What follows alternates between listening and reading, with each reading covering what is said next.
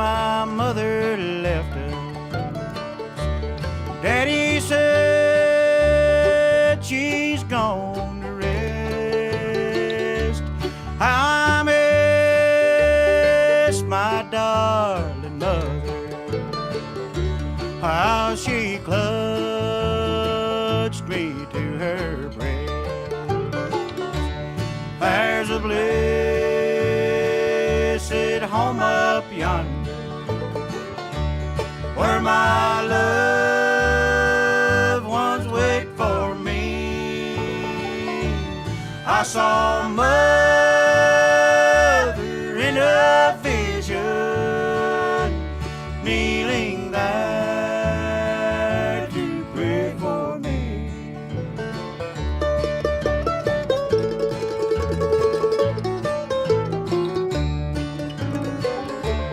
Some sweet day I'll meet you, Mother.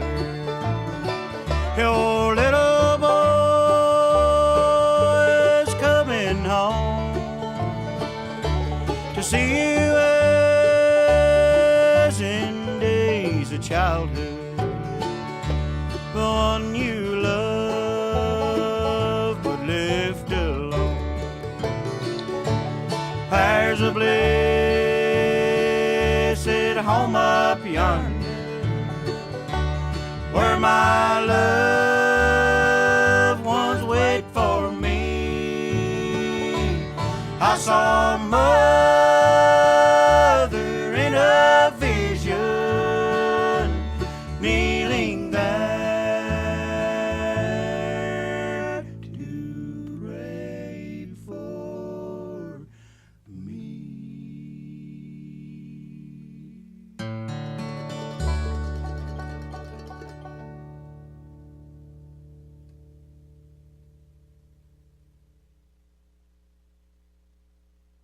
You are listening to WOOP-LP, Cleveland, Tennessee. WOOP FM is a broadcasting service of the Traditional Music Resource Center, and we play America's original music.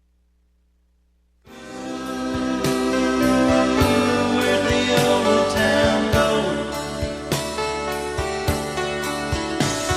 They moved it all north of here in the shopping mall.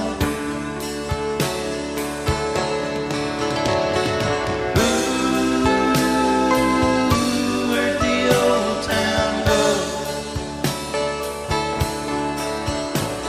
Did my hometown get old, or just me? Did all my friends get old, or just me? Are they all gonna have to be told, or just me? Good morning and welcome to Old Town Cleveland here on WOOP FM 99.9, or you can go to the internet at www.woopfm.com. You can call us here at 614-5553, and it's a great day. Deb, tell us about this guest in the program today. Ron, we have Tom Rowland with us today, and we're going to be talking about, amongst other things, we're going to be talking about the development of Red Clay State Park. He was here during the development of that, and I think I'd really like to hear those stories. I'd just like to mention that it took me 7 days to eat that cat head biscuit that Ronnie Carroll brought me from over at Cameron's. That's the biggest thing I've ever seen in my life. Wow. And speaking of business, Jeff is sitting over here. Jeff's sitting over here, Jeff too. and Deb, his wife, they now run the Oasis, the O Cafe at the Oasis. All right, tell me about the biscuits over there. You mentioned that earlier. They're very good. I eat one every morning. You have to. Yes. Yeah. Well, and I'd like to have 3 or 4, but You don't need all of that's that. my guilty pleasure of the day. Go over and see Jeff. That's sad when my guilty pleasure of the day is seeing Jeff. Go in the see morning. Jeff, yeah. So, We need to also, hey, they've got pizzas and all kinds all of stuff kinds of things over over there. there. So But, you need to stop check in. with them. on Good this place end. to stop and It's a good place to right stop. refresh. Right as you go into historical downtown Cleveland, right? It says Oh, it's right a there. beautiful entrance, the way they put the entrance there. It looks so so you go in nice. there, take a left, and Jeff will be back there, and he'll get you a biscuit. And I have a real complicated order. I need a biscuit and sausage. Sausage and the biscuit. Yeah, that's it. I don't need. May I take a personal liberty and say good morning, Mr. Jones? Well, good morning. Right yes. You just can't sing, Tom. We'll let you do no, anything but I'm sing. not going to sing. He's seeing me, but I can't see him. A lot of people. Well, that's a good thing, isn't it? There you go. Yeah. A lot of people mention and ask me about the Cleveland Speedway because we live by there and we're watching the progress down there and how exciting it is. It looks like to me that they're replacing all or almost all of the bleachers.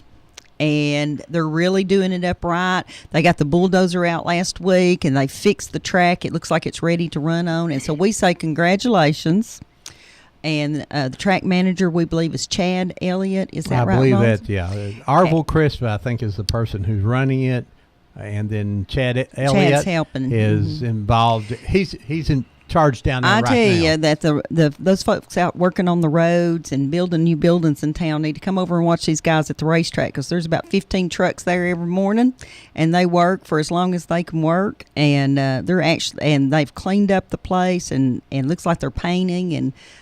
Congratulations to them. So, Tom, you'll get the noise complaints on Friday night now. Yeah, sorry. But there was a lot of speculation when the new owners purchased the racetrack at the auction if they would restore it as a racetrack or do something else with it. And when I read the story in the paper, they said when he purchased the equipment to go with it, there was a big round of cheers. Yeah. There really was. Went up from the audience there. So, So the gentleman that bought his last name is Chapman, and I don't know.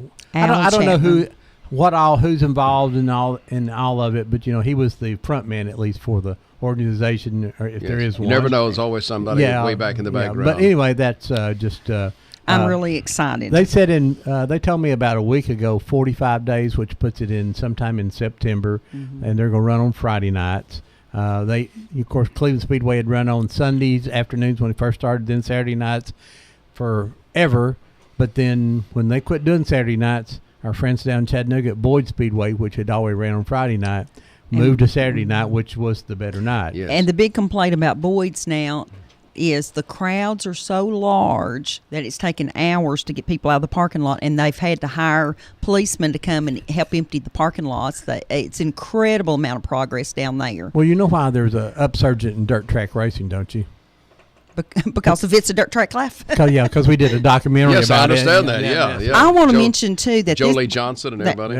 It's been incredible. The very last week to see the exhibit at the Museum Center at 5 Points is this week. It will shut down next Saturday. They've had a tremendous response to it. Now, every museum around has a Civil War exhibit, but only Cleveland was brave enough to do a dirt track racing exhibit, and it's worked. They've had people coming in there that have never been in the museum before. It's a small fee to go in and see the entire exhibit, which includes the dirt track racing. So if you're a senior citizen, it's only $4. Everybody else is $5. Kids a certain age are free. Go down and see the people at the Cleveland Museum and tell them you heard Ron and Debbie talking about them. And they also have our Dirt Track Life book and DVD. I took the last 6 books that I own down to them the other day, and we pre-ordered. You dug up a lot of dirt. We dug up a lot of dirt. But, speaking of restoration, I look at Allen and Hardwick Clothes. What an institution. I found Ron and Debbie and Jeff that if I'm speaking to an out-of-town group sometimes, I like to tell them what's manufactured in Cleveland. A lot of surprises here, like the secret ingredient to Kentucky Fried Chicken. I bet you didn't know that's made here. No, I did not know that. But anyway, Hardwick Clothes was one of the tops on my list, and the different brands they make and making the uniforms for some of the airlines. U.S. Army blue dress jacket and things like that, and quality clothing. I've always said that if you buy your size in a Hardwick coat, it's going to fit. Now, when you go to the big box store sometimes, you're going to have bigger or smaller, different number, but it's going to fit at Hardwick. And I'm so glad that Allen has saved the company, restored the company, going through to much better things. I mentioned to Allen, I know he's very big, and I am too, on products made in the United States. And I said, Allen, remember, don't say America, say USA, because it can be made in Mexico and it's made in America, Costa Rica, anywhere. If it's made in Canada, it can be made in America, because nobody has the right to America because we're all the Americas, but it's made in the United States. And he has that little label stuck to the sleeve now that says "Made in the USA," and I'm so proud of that. I know. I sounds am so too. good. We're planning to do a show on the history of Hardwick clothes, and oh my goodness, what a history! Yeah. C.L. Hardwick could have given up in the 10th year, and no one would have blamed him because everything that could go wrong went wrong multiple times. And right now, I'm putting together a little something about Hardwicks, and folks, I need a World War II uniform that has the label in it saying it was made at Hardwick Woolen Mills. I also need a wool blanket from World War II that would have a label on it indicating it's a Hardwick blanket for that little piece of something I'm doing, and I need it right now. So if you've got something, you need to call me today here at the station and let me know. But it's incredible. I believe they made the Army blankets. They did. They made the wool Army I blankets. think we have a picture of Sergeant Paul Huff going through the plant in one of the history books. That'd be good. Inspecting the blankets, looking at the blankets.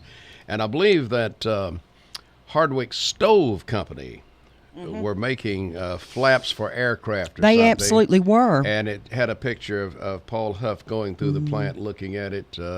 One of my favorite pictures of Hardwick clothes would be, I know it's after 1925 because I can see the Cherokee Hotel in the picture, but it's still a steam train going by, and it's got a big puff of black smoke, and you can see both of the depot buildings in the picture.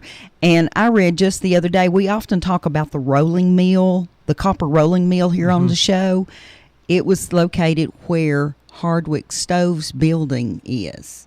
So I would say right there close to the depot. And one time, didn't Hardwick get an order that was so big it took how many boxcars to ship it out of here? Hardwick, well, it's actually still Cleveland Woolen Mills then, I believe, Ron.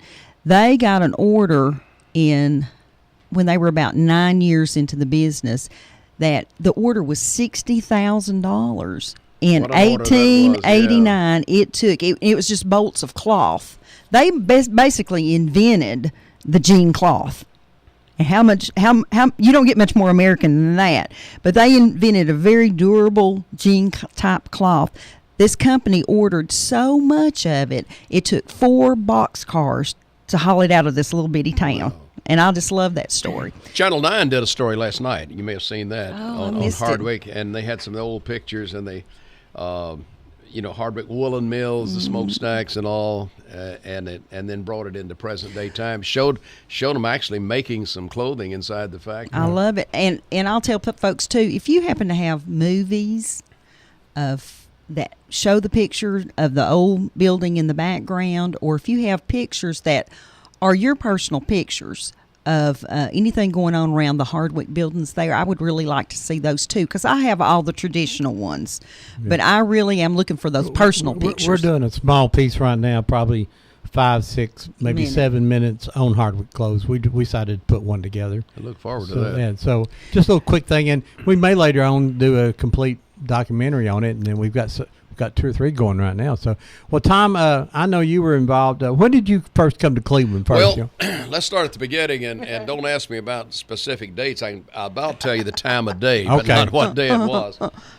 There was a standing committee with the Chamber of Commerce called the Red Clay Committee, and it seemed like any newcomer was put on that committee because nothing had happened.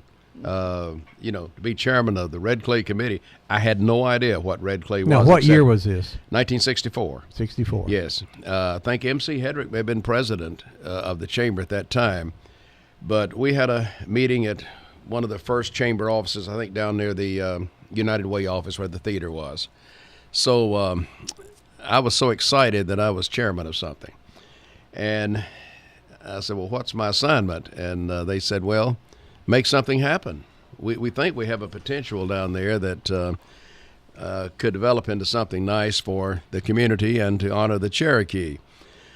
Well, we had a guy come in from the Department of Conservation, and he said, well, let's do a drawing of maybe what we'd like to see down there. Now, he drew restaurant, rides, a park, and I thought, well, that's real nice. And I remember Johnny Holden called me one morning. He said, there was a park, I don't think it's there anymore, in Charlotte, something Wins. And he said, when I fly into there, it looks so beautiful. Maybe I ought to look at something like that for red clay. See the Ferris wheel and everything. So I didn't know what we were going to do. Well, Colonel Corn calls me, and Colonel Corn had purchased the property about that time to save it from the Burger Brewing Company, Burger Beer. And they wanted it because of the spring, the clear water.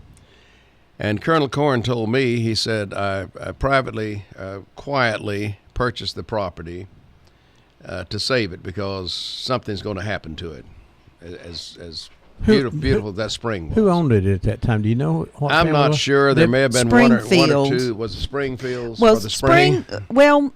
Someone named Springfield's involved there somewhere because I seen it on the deed work, and also Mrs. Gray that lived right there at the entrance or at the road. Got a story about Mrs. Gray. Mrs. Yes. Gray was a hoot, and she also owned. She was the portion. security. She Yes. sure was, because if you pulled up there and parked by that hand-painted sign that explained red clay, which we always did when we went to my grandmother's house that lived down a mile from there in Cahutta, we'd always stop there, and my dad would fill up his mason jars with water, or he'd stop and get him a good drink of water, and she would always come out and talk to us. Well, of course, seeing a 9-10-year-old little girl there, she'd always unlock that big concrete block building and let me go inside and look at the quilts on the quilting racks. yeah. You remember her having yeah, quilts yeah. there?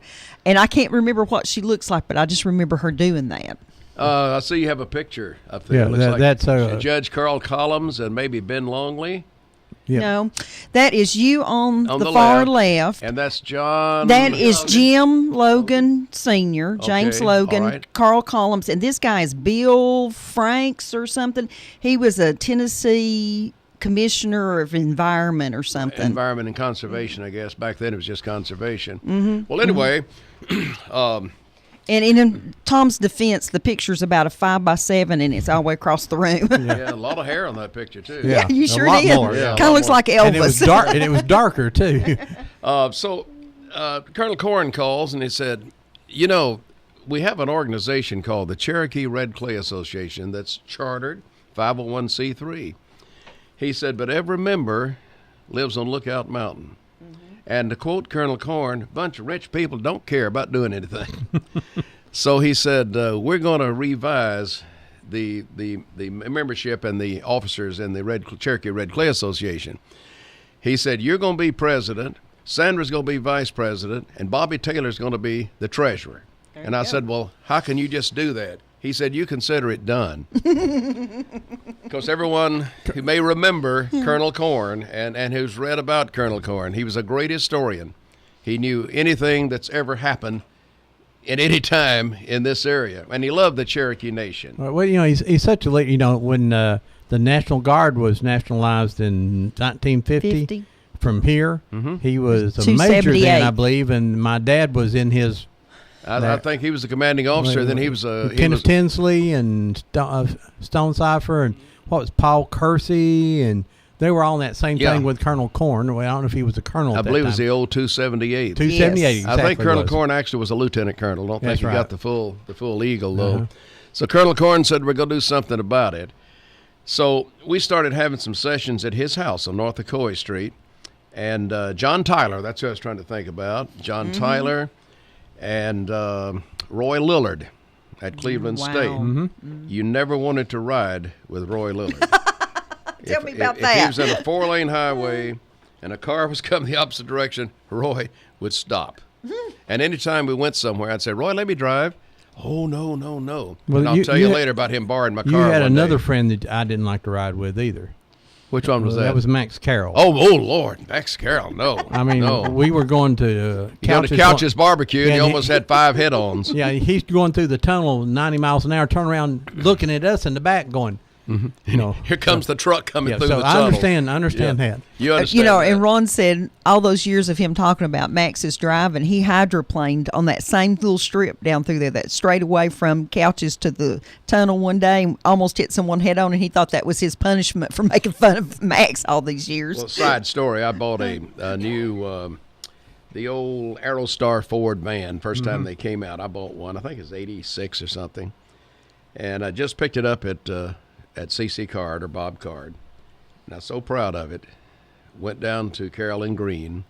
I had about 12 miles on it. Max said, let me just drive it around the block.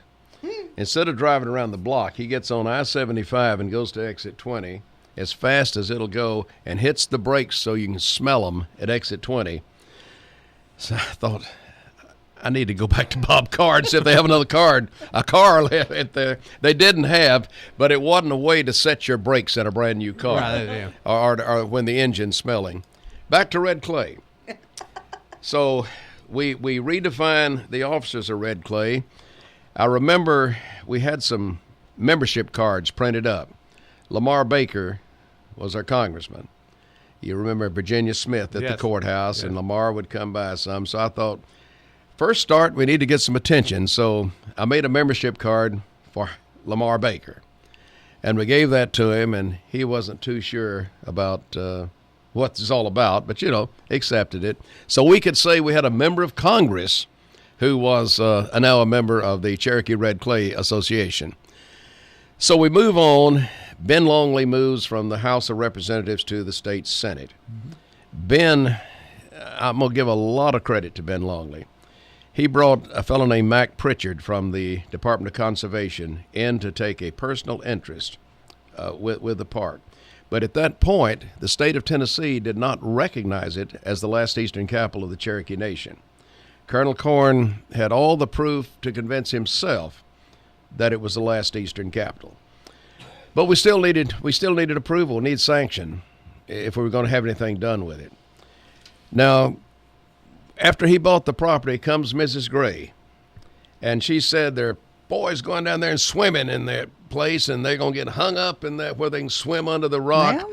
And she said it's just like that one up that one up at Sweetwater, the Lost Sea, if they want to get under there, and they're trying to find it.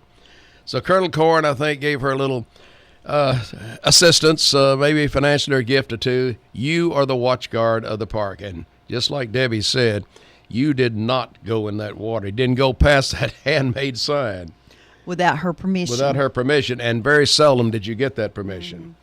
So there's the park. There's the area.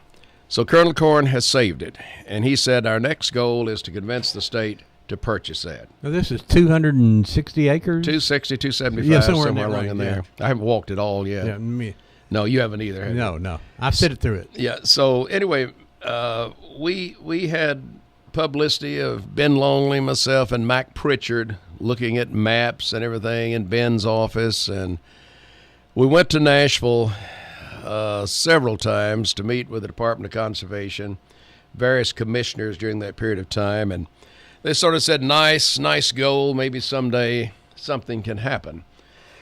Winfield Dunn was governor. We were at the Department of Conservation, which was out on West End Avenue, and Governor Dunn came in. I don't remember. I think Buck Allison may have been the commissioner of conservation, and some folks from the University of Tennessee were there. And of all things, Chief Sleeping Rabbit. That was what convinced the University of Tennessee that was the last eastern capital, because they knew somehow the Sleeping Rabbit was buried somewhere in that area. And if that's the area, and this is the spring, we will accept it to be the site. Excuse me. So Governor Dunn told the Department of Conservation, he said, yes, it belongs to the Cherokee. We need to preserve it. So the state then purchased the land from Colonel Corn. Then comes the first ranger, Gary Lawson, who was assigned to the park. And there was nothing down there but a big field, tremendous Right. field, beautiful though. So And the road went a different way originally. It did not go around the backside of the park. It just went straight through Mrs. Gray's. A lot of Right, people to have Mrs. forgotten. Gray's house. That's All where the you- way over to Suits Hill. that was the gate. Miss Gray was the gate, the gatekeeper. So, and there may be some things in the meanwhile I'm forgetting, but my memory will come back to me maybe. So I was excited that we were going to have this done. So what was it going to be? I'm still thinking park, recreation, restaurant. I think of other state parks that have restaurants in them. Then comes the Department of Conservation and said, no, this is an historic area. And instead of being classified as a state park, it's a state historic area.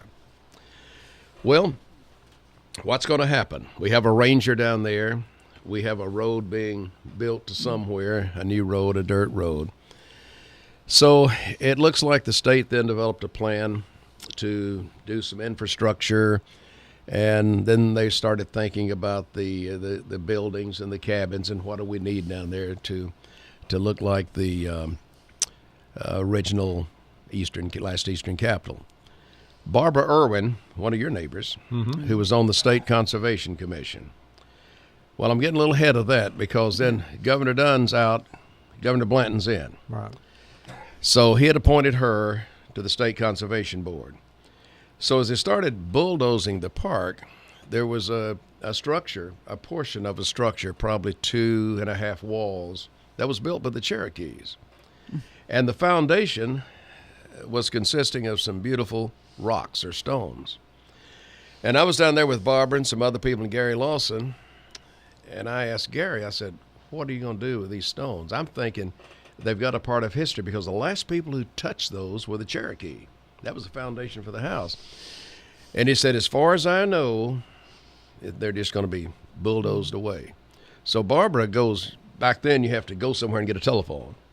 So she goes back to her house or somewhere close by, a payphone maybe. She calls Nashville. And they said, no, we don't have any plans for them. She said, can we dispose of them ourselves? They said, yeah. So Gary Lawson bought a pickup truck load to my house and a load to her house. And I hate to tell where they are. Well, don't tell where them. But I'll just say, Tom, you need to add a handwritten note. When I'm gone, Debbie can have 4 of these because my relatives lived in that log cabin for years. Well, now another side story on that. I have them placed at a little garden type setting. Sandra and I go to Nashville to the Hermitage, and they sell 2 sprigs of ivy for 50 cents. That is a descendant of President Jackson's ivy that he planted. I didn't think about now the the connection. Cherokees would not like that ivy Colonel at all. Corn didn't like it. And so I wanted the ivy to grow over the rocks. So I planted the ivy. They didn't die. They're just dormant. They didn't grow. Now, I mentioned that to Colonel Corn just in a side conversation. He said, you've got evil and good together. That's right. He said the ivy will not grow because you have the good of the Cherokee and the evil of President Jackson. Oh, don't get me started on him. So I take the 2 sprigs and I replant them at another location. I got more ivy that I can. I just had to cut a bunch of it here just a while back. All right. We got a call here. Hey, go ahead, call. You're live on Old Town Cleveland. Hey, Ron, I'd like to say good morning. Mayor Tom. Good morning. Push all the buttons, Ron. I don't have them. Ron, there's here. 2 more buttons, I believe. Yeah, they're not working. We'll try When it we again came here. in this morning, nothing was working. So we may be hit by the gremlins all day today. I will tell everybody that Miss Ella called us before I we hated went. to miss Ella. She is in Idaho, she says, living with her son, and she was quite in the chipper mood this morning, and we told her to call us back. Did she laugh? Yeah. Yeah. Yeah. Well, where were we? Somebody online saying that they heard the caller. You must have hung up on them. Yeah. No, we couldn't hear them in here. Okay. And I don't know why yet, but go ahead. Keep on talking. So we got the ivy story. There's a caller right there. Good morning. You're live on Old Town Cleveland. Hey, Ron, you got me? Go ahead and talk. Hey, Ron, you got me here? I don't hear them. They probably Hello? talking, Can't hear me? I can hear there you. you are. Yeah. That button don't supposed to be pushed, but it's pushed today. Go ahead. I just want to thank Mayor Tom Rowland for all he's done for our beautiful town of Cleveland, Tennessee. And I know 2 hours is not enough time, but I appreciate him getting involved in Red Clay. And he has really done a lot being our mayor, and I appreciate him so much. I just can't put it into words. That must be Bullet. It is Bullet. Yeah, Bullet. Hey, Bullet, I always appreciate you, and thank you. That's very kind of you. No one person has done a lot. It takes a lot of people to do something. So thank you, Bullet, and I appreciate your friendship. Well, I do appreciate you, and if I may say this, and you have honored me and my brother here some years back. We did. For Cemetery, and I know we'll forget that, but you don't know how much you mean to me, sir, and I just appreciate you a heck of a lot. Well, thank you, and thank you what you do for the veterans and the Veterans Cemetery. I know that's a passion for you, and you've done so much, and you play a big part in that success. You have a good day. Thank you, and you too. So we got the Ivy story out of the way. Bullet always, he remembers a good rule of thumb is that you thank the people that you're thankful for while they're around, and you can say. Right. We got them stirred up now. Good morning, live on Old Town Cleveland. Good morning, Ron and Debbie. Hello, Miss Ella. Hey, Miss Ella, what about me? We have the mayor with us today, Miss Ella. Tom Rolla? Yeah. Yes. Well, hello, Tom. Well, hello. I bet you thought it was Gary Davis. Hey, no, I know it was you. Well, what are you doing? You're in Idaho? Yep. Hey, guess who's up here? Oh, I don't have any idea. Mark. Mark Grissom? Uh-huh. He Well, followed he you up followed there? you up. They followed you to California one time, didn't he? Yeah, put California tag on their cars. Yeah. And guess who else? Guess who else followed him? Who? Super Dave. Super Dave. Super Dave? Yeah. With a cape on. Hey, he walked in the bus station. They act like I don't know him. Well, they're supposed to be sort of hidden in the shadows, so just don't act like you recognize them, Miss Ella. I don't. Hey, how do you get the radio station on the computer? You just go to Whoop FM. You type in whoopfm.com. Well, I have to learn how to do that. 'cause Tell I her how to don't spell do whoop. that. Oh, she's got that down. All right, Miss Ella. Well, you have fun out there in Idaho. And you tell Mark Grissom he's got a show to do Tuesday. You think he'll be there? Well, he may just call it in. He may. He's got that Oh, that's technology. funny then. All right. Thanks, Miss Ella. All right. Bye-bye. Bless her She's a heart. sweet lady. She's the biggest supporter of the urban area transit system too. Yeah, Yes. probably in the only Idaho. one that listens to the transistor radio while she's Well, there. she got them in trouble there one day. Oh, did she? Yeah, because she'd make them. Everybody. She called in and says, "I'm on the bus." And said, "Well, have the bus driver blow the horn." So you hear the horn blow. So finally, the head people says, "You shouldn't be paying attention to the radio." And Miss Ella. Quit Bless her tooting the heart. horn. Okay, we took care of the Ivy story. Yeah. Now we have some sort of infrastructure being built in Clearance. Well, let me try to keep everything in order, but Gary Lawson called me one Saturday morning at home, around 7:30, 8 o'clock, and said the chief of the Western Band at that time is Kesley or something like that. He was chairman of Phillips Petroleum Company, is flying into Hardwick Field to visit the site. And says, I'm down here with the Eastern Band Cherokee chief. And he said, can you pick them up and bring them down here? I said, I'd be glad to. So I go to the airport. Here comes their plane.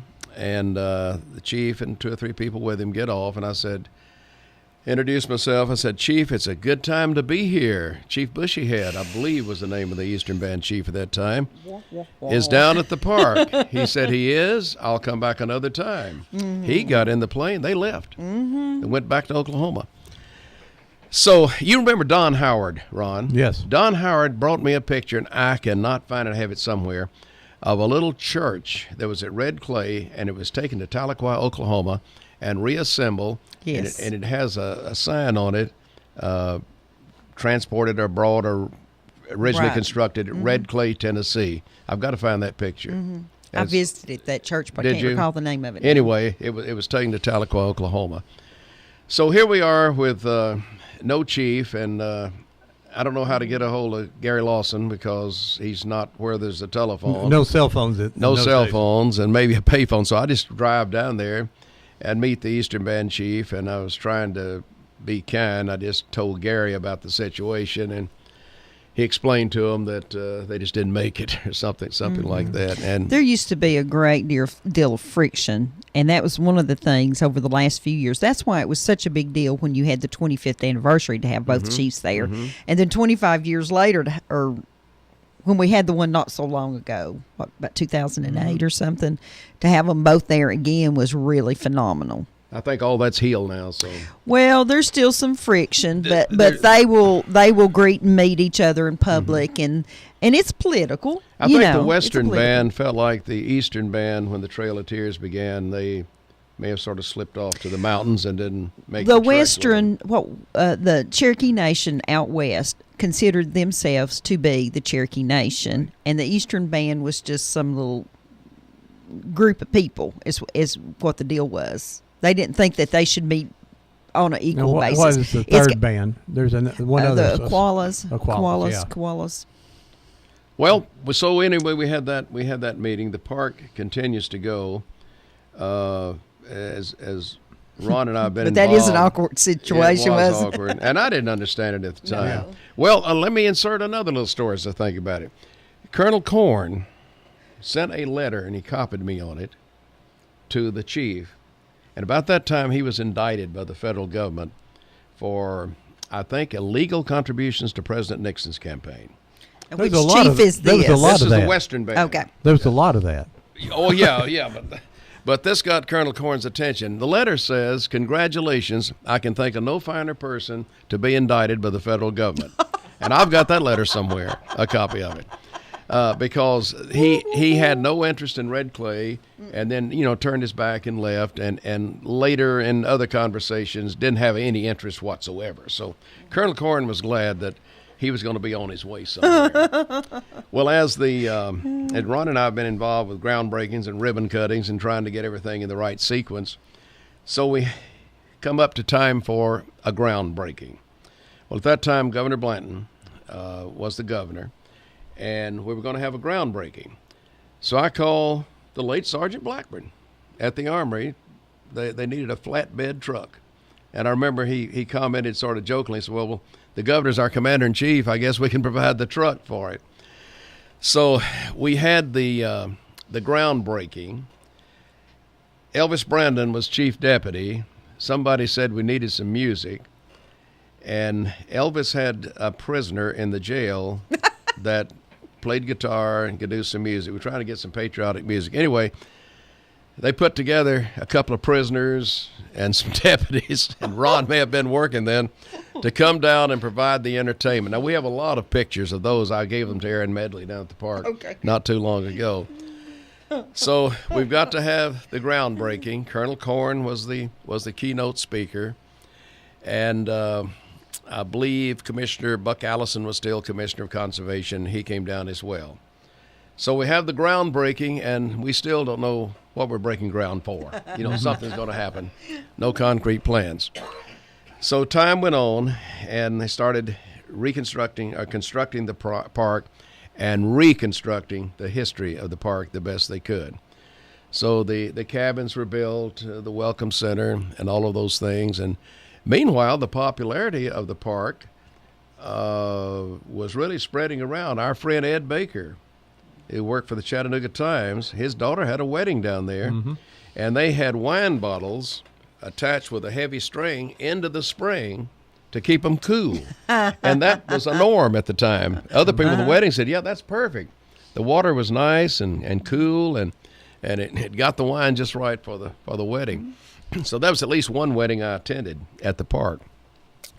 So as the park was ready for the dedication, that's where the fun came in. Enters the picture Lamar Alexander as our governor. So the governor is to come for the actual ribbon cutting. And he flies in a National Guard helicopter and lands at the site. Well, we have the two chiefs there. Wilma Mankiller from Oklahoma. And I guess there was another Chief Bushy head at the time, Debbie. You can look at the numbers, a lot of those. So they were there. Well, Chief Iron Eyes Cody of TV fame. He's the Tennessee trash Indian. Yes, with a tear. With a tear, yeah. He comes in full dress and full headgear. And at that time, a lot of people were coming in. I guess it became popular then to declare you were a Cherokee. And people were dressed like an Osage. Yeah. And people were trying to say, well, we come from Cherokee lineage, and it was popular at the time to be a Cherokee. Besides that, you might build you a casino somewhere.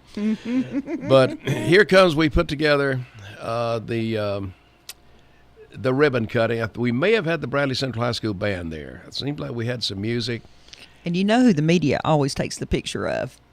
The person in the biggest headdress. Oh, yeah. I don't care if the chief's there. The chief would have probably was in a suit, maybe something like that. He probably had a string tie. Just some little subtle something. And Ms. Mankiller was just dressed like a. She had a dress on, or skirt, and a blouse too. So we're down there getting ready for this with this dedication and the actual ribbon cutting to open the park. And prior to all of this activity, people were taking tours, and we had more than one ranger at the time because they had them on horseback to give people tours. So here comes Chief Cody, and during the ceremony, I don't even think he was an Indian. I think I read later he was not. He was not an Indian of any lineage. He just dressed up real nice. But he wants on the program. He gets on the stage and he presents a headdress to the two chiefs. Oh my gosh. And Chief Bushyhead comments, well, he sort of looks at it. This is nice. I don't know what we'll do with it. Cherokees don't wear the big headdress. Well, maybe we can put it in a museum or something. And they just laid him down on the stage or on a chair. And, of course, he didn't care because he was in the spotlight. Well, I had a friend of mine who worked in the White House. And I had asked for a telegram to the Cherokee Red Clay Association congratulating the two bands on the meeting. Eddie Cartwright was county executive, and Eddie said, do you care if I read the telegram? I said, no, you're in public office. I'll give it to you. And I handed it to him. It was actual Western Union telegram. But what the president had said, congratulations on your powwow. And so some of the Cherokee mentioned to Eddie, you might need to strike powwow and say meeting. And so he did. But the Associated Press got a hold of that telegram. Headlines across the nation. Movie star president living in days of cowboys and Indians, or something to that effect. So that went viral. And just think if we had YouTube and on Facebook back then, it would have really gotten around fast. So they said we don't call them powwow. This is not a powwow. Now, I've looked up powwow. It's sort of a dance, actually. Yes. And this wasn't what this was. You heard that on Gene Autry and Roy, the cowboy pictures. Yeah, they're having a powwow. Let's go shoot them or something like that. Yeah. So it was the movie star president who was still living in cowboy and Indian days. Well, we finally got it open with those embarrassments, and if you remember, Ron, we had runners from both nations coming with the flame, and then they lighted the eternal flame. Then it went out for a while, and then of course I guess they got the gas regulated so it would burn. And just recently, talking to Ranger Medley, our park manager Medley, they're seeking a grant to renew the video that they've had since day one. Yeah, that's what she was telling us. She came in just before their Heritage Festival, not a powwow. Yeah. They had it last Saturday and Sunday, and we did go down, and Chief Michelle Hicks was there. He was there from the Eastern Band, and so it was pretty enjoyable, and and a lot of people showed up. I was really pleased to see how many people were showing up at the park down there, because I'm always concerned that the park's so far away. Let me ask you if this is a true story or not, because I know Barbara Irwin, of course, and Barbara told me that she was taking Ray Blanton down there one day in the car. And he had to stop. He had to go. That's true story. Had to go to the bathroom really, really bad. He was passing stones. In fact, that was the day he came down for Did he stop at an outhouse? No. That's what. Now, see, I heard the story is that they dropped him off at an outhouse down towards Red Clay. I don't know where they dropped him. I know he was late getting down there. Barbara met him at the airport, and of course the troopers were driving him. And when they got there, Barbara explained. What kind of stones do we call them? Not gallstones. Yeah. I guess. Anyway. Kidney stone? Kidney stone. He was in pain. And they stopped somewhere. Now, it could have been down in Flint Springs or somewhere, and they used an outhouse. But the governor had to stop to try to relieve himself from that. that was a funny incident. I don't think that's been in any book. Barbara Irwin, let me give a lot of credit to her. She was one of the fighters, and Ben Longley, I can't say enough about Ben Longley as senator. And, Ben had a lot of influence statewide. There's a conference room in the Capitol right now named the Ben Longley Room. Well, I ran into a lot of people, over the years when I was in the cable industry. I was in Norfolk, Virginia one time, and this guy come in to talk to us about a program. And I told him I was from Cleveland, Tennessee, and he says, You wouldn't have no Senator Ben Longley, would you? Longley. I said, well, yes, I know Ben. I know when Ben helped us. I know when we were in the JCs, and he was a former JC, helped us a lot on some projects that the JCs were doing. And I know when the Cleveland State was building their new auditorium, the first event ever in there was the Cleveland Junior Miss program, and the building wasn't ready. And it didn't look like it was going to be approved to be ready, but somehow after Ben Longley called somebody, they inspected it that day. It was approved. Fire marshal and approved by the Thursday building. night, we were open. Yeah. So that. Well, do you remember the dinner theaters we had at Red Clay? Do I? The dinner theaters we had. No, I don't The remember. Cry of the Owl. of And Debbie needs to be on this part. Cry of the Owl, was that adapted by Warnie Fennell from the book? The actual play, the production? I just remember Colonel Corn being involved in that. I Well, thought he had actually wrote it. wrote the book, and I think Warnie may have adapted it to the play. I think he had something to do with the big play that they used to do up in Cherokee, North Carolina. North Carolina too. In the last 4 or 5 years, they've changed that to be a little bit more historically correct. Mm-hmm. Well, we had the dinner theater at Red Clay. We had. I went to the Cry of the Owl. They had John Bradley in it. Oh, John Bradley was great. John Bradley was involved in that, and a lot of local people. Matter of fact, there's probably a lot of people listening right now that was actually involved in that. Well, they had barbecue chicken. Mm-hmm. That was the meal. It took place near where the pavilion is, back at the little amphitheater type thing. Yeah, the amphitheater's where I remember going to see it, and they And- actually had a fire built, which I thought was really neat. They kind of lit up the stage. You weren't there. I think I don't Marilyn think- and I were. The commissioner of conservation at the time was, she was a lady, I can't think of her name, but we gave her, Jim Rush provided a limousine to drive her down there. And guess who drove the limousine? Dewey Chastain Dewey Chastain. from the sheriff's department. I mean, it was just done up well, you know. And it was just a great event, and so many people just look forward to those dinner theaters, we call them. That's not what they call them, but that's what I call them. But what an experience it was, and it's a shame it took a long battle to get it done. I always love seeing someone that has a dream, and with a lot of hard work, that dream finally becomes a reality. This is a big one here. I mean, this is a state park. This was a big ideal, and So what I've got Mike here.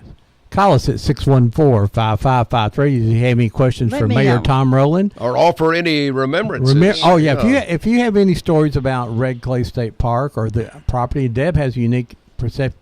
She grew up down there with her grandparents right in that area. Yeah. Debbie, you remember when we started to collect artifacts, if anybody had, and Bobby Taylor at Merchants Bank put them in his vault. And people would come in, experts, I didn't know anything about it, and start to find this is the Mississippi area, this is the certain area like that. I don't know what they were talking about. I thought an arrowhead was an arrowhead. But anyway, we started defining all of these artifacts, and probably 75% weren't appropriate. No. You know, to tell the history of Red Clay or the Cherokee Nation, because. But see, that's its job, is to educate and educate correctly. And the James F. Corn Interpretive Center down there has done a good job of that in the past. But I think here lately they have upgraded, and they're getting a new film made. We talked about that while you were out. I'm sorry. Aaron I said they were missed going to it. do that, and in fact, I wrote a letter of support for the grant that she was applying for. Let's get this. Go ahead, caller. Ron, I was wanting to ask Deb, was any of the Robertsons Cherokee?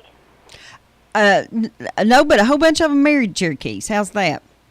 Okay, I didn't know how it went. But thank you. Yeah, that's what I'm finding, unless I get back another generation. Thank you. No. Bye-bye.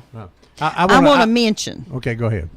Bird Dog Yes. and JR's Girl is set up at Tractor Supply. And not only do they have fresh milk today, they also have USDA inspected chickens ready to cook. And they have beef, and they have veggies, and they have herbs. Now you say ready to cook, plucked, already Yes. plucked? Oh yeah. Yeah. No, Ron and I there's don't nothing the- like a fresh chicken. No, Ron and I don't like the time to have to take the feathers off of them. We just want to get to work You with know, them. I did that when I was a little boy and watched my grandmother chop the head off with the chicken, and the chicken fly all over the yard. And I'll never forget. Mine used to wring the neck, and they'd still walk and finally fall down. I want But my one little Cherokee history here for everybody out there. When you're talking about Cherokees, your family, no one in your family was a Cherokee Indian princess. I hate to break your bubble. The Indians didn't have royalty. They didn't have kings and things. And the chief was more like a mayor, really. Okay. You know, and so they weren't necessarily They weren't royalty. Yeah, so you weren't necessarily chief for life. You may get elected. John Ross got elected, and you know, of course, they were. Chief Black Fox was the head of the nation at one time, and Sleeping Rabbit. There's, you know, all kinds of them. So be careful when you say that your grandmother was Well, and a everybody Cherokee. will say full-blooded too. There were very few full-blooded people. Debbie Riggs, our historian on the internet, says that John Bradley's obituary says that he wrote Cry of the Owl, and it was adapted from Colonel James F. Corn's book. Oh, okay. That's great. Yeah. Don't forget to call us here at 614-5553. Got Tom Rowland here. We're talking about the development of Red Clay State Park, one of the treasures, and something else is coming up, Tom. We're going to have that on the north end at Charleston. That's going to be that's untouched up there. It that's really needs national to, parks. We're there going now. to. That's national park. Boy, they did Yeah. it big, and it's going to be really something. And then this is what we're going to have, folks. Within just a few miles of here, the National Park Service has bought a big chunk of land over at Moccasin Bend, and they're going to tell the story of Moccasin Bend, which is an incredible story. There have been people that have lived on that island for as far back as you can dig them up and put a date on them. I mean, they're way, way before the Cherokee. When we have company from out of town, we just want to ride around, look at everything. I take them and show them the Cypress Swamp. Oh, the Cypress Swamp that at is- Charleston. Well, Deb took some riders around with the chamber and showed them all the Cherokee stuff, and it was just amazing. Now, something else thing that Deb has been working on is the Bell Route, which was the people who signed the treaty, who were at Charleston, who didn't get along too well with the others that did. It was the people that didn't like John Ross, and it was the people who their families had gone out early and they stayed here. It was just a hodgepodge of people that didn't want to go along with the standard. Is who it was. But they came right down through the middle of Cleveland on the Trail of Tears. Came right down through the middle of Cleveland. They would have turned right where the post office is now. They went down into the Black Fox Valley where exit 20 is. I'm afraid some of the construction has damaged the old roads, but sometimes that happens.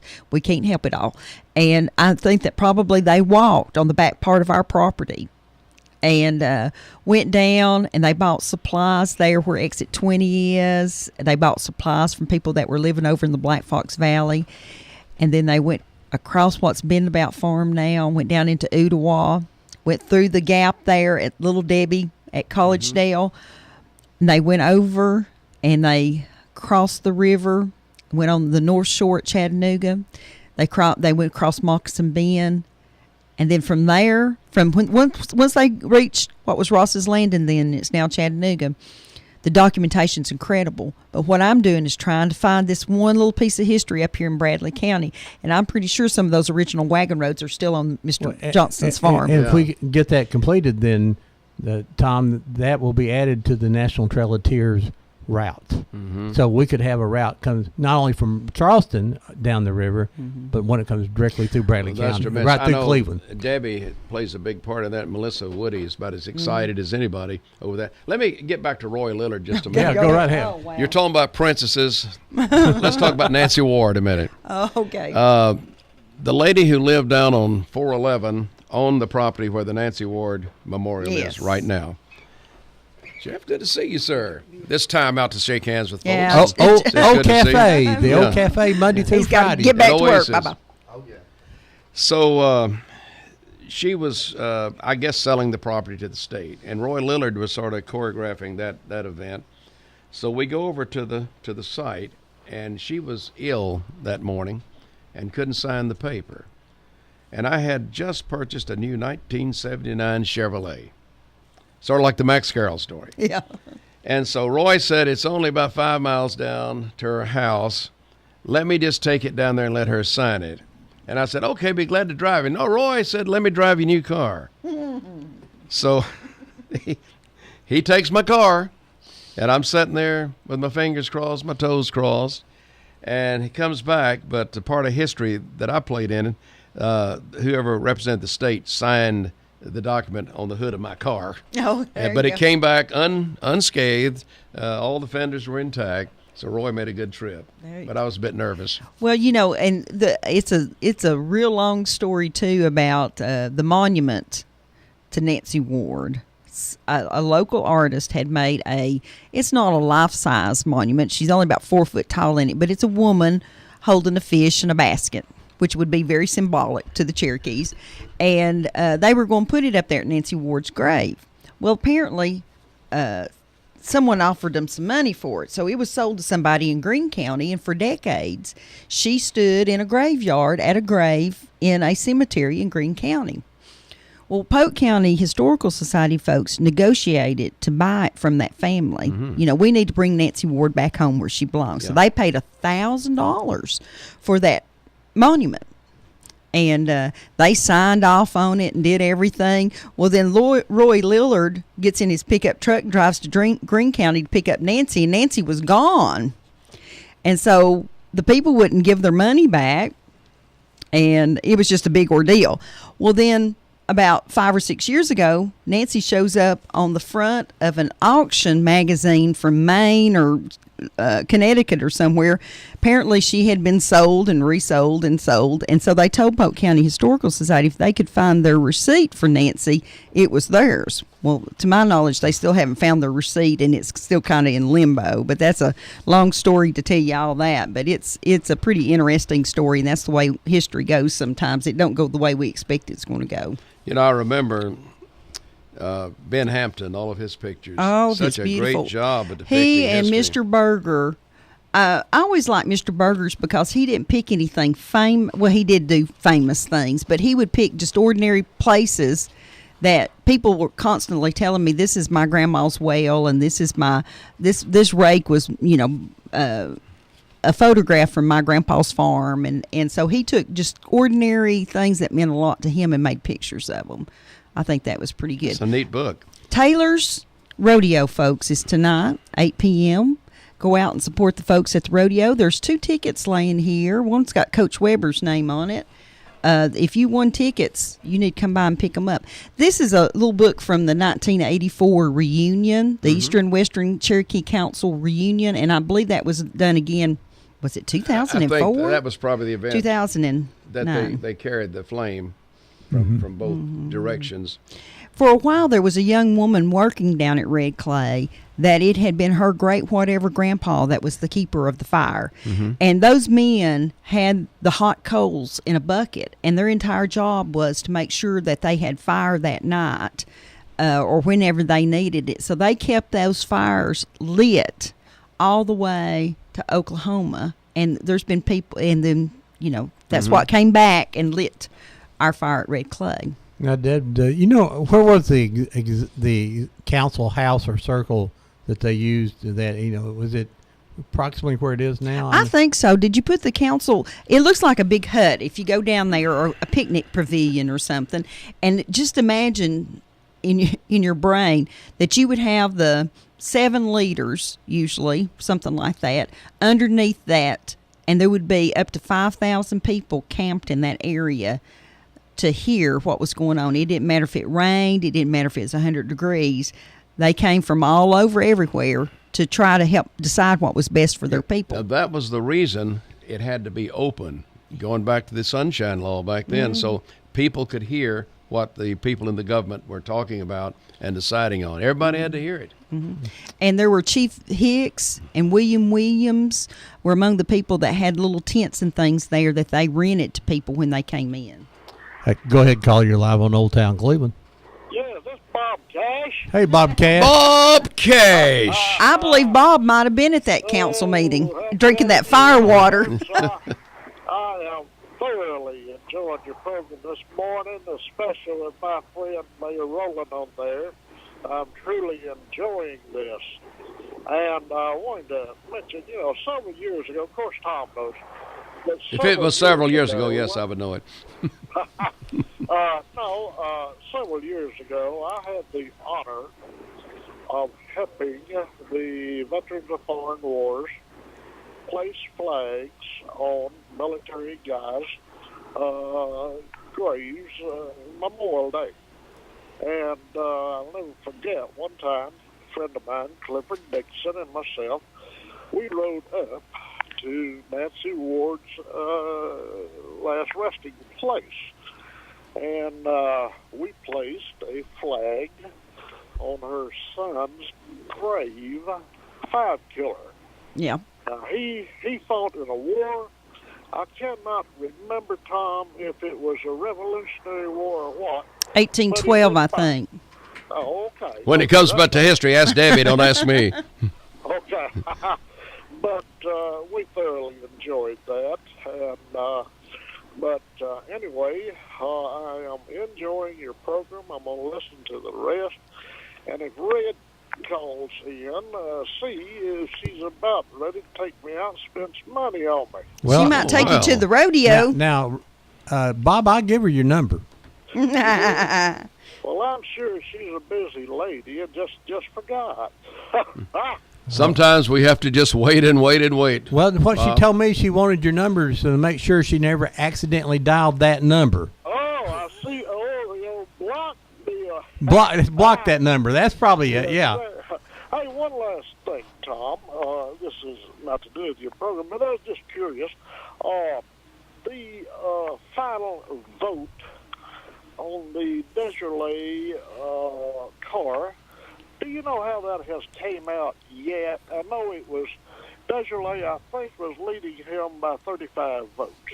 In fact, I just got a text a few minutes ago that Secretary of State Trey Hargett's office had said the numbers they have in the office that Desjardins is ahead by 35 votes over Jim Tracy.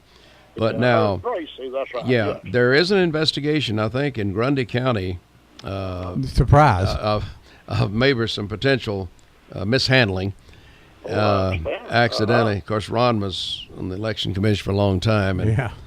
But anyway, things can happen. They really haven't officially called it, except to say Secretary Hargett said with the numbers we have in our office, it looks like he has won.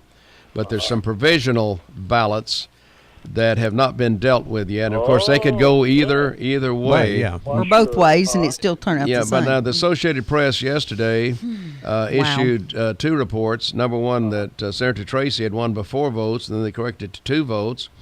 And Secretary Hargett changed it to no, neither one of those were correct. So I guess it'll be a while before we officially know. And this should prove to everybody that your vote does count. Yeah, Absolutely. Desjardins has claimed victory. Yes. Desjardins went on. Yeah. Thank you. You guys have Thank a great Bob. day. Hey, Bob, always good to hear from you. Thank you, sir. All right. Hey, it's time at the top of the morning here. We got to take our quick break there. We'll be back. We'll be playing Going Home to remember all those who left us and lost an uncle yesterday. And with that went a whole bunch of family history.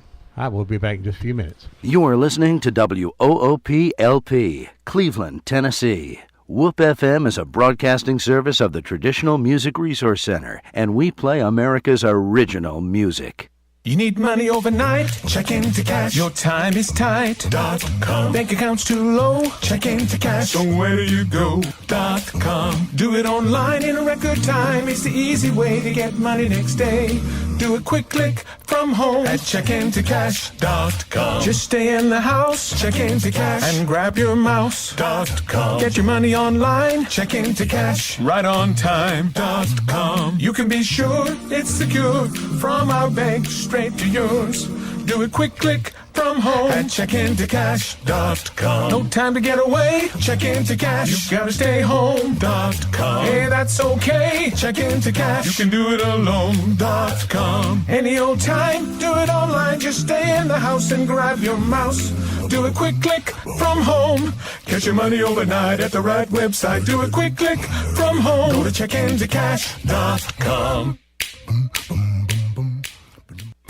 Wheeler Technologies has moved. Visit them at their new location at 490 Grove Avenue Southwest next to Bradley Rentals. Same great folks, same great service with a better location to serve you. Call Wheeler Technologies for voice, data, and security needs at 664-TECH. That's 664-8324. And remember, depend on Wheeler Technologies for the current time and temperature every day at 476-1111. Tennessee Alarm Contractor C1750. When I make love to you, who do you fantasize you are with? Tom Cruise. Me too.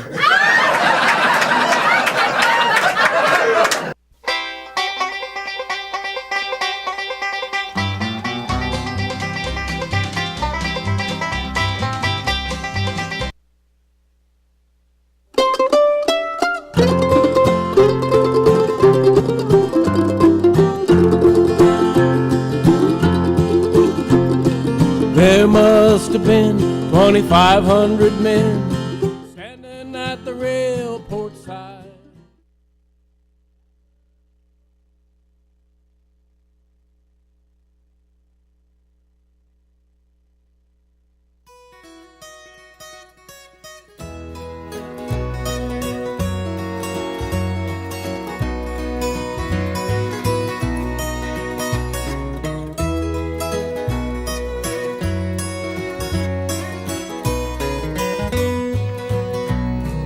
All of my friends that I loved yesterday have gone. They have gone home. Gone home. They have gone home. The songbirds are singing, the dells seem to say have gone. They have gone home. Gone. They have gone home. They've joined the heavenly fold. They're walking the streets of pure gold.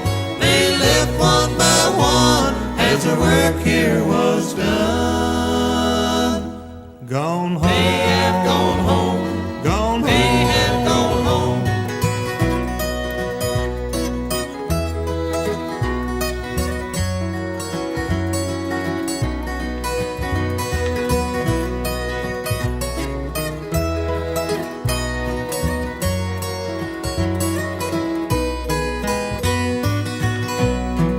Life here is lonely since they've gone before. Gone. They have gone home. Gone. They have gone home. The old weeping willow that stands by the door sadly sighs. They have gone home. Gone home. They have gone home. They've joined the heavenly fold. They're walking the streets of pure gold. They left one by one as the work here was done. Gone home. They have gone home. Gone home. They have gone home.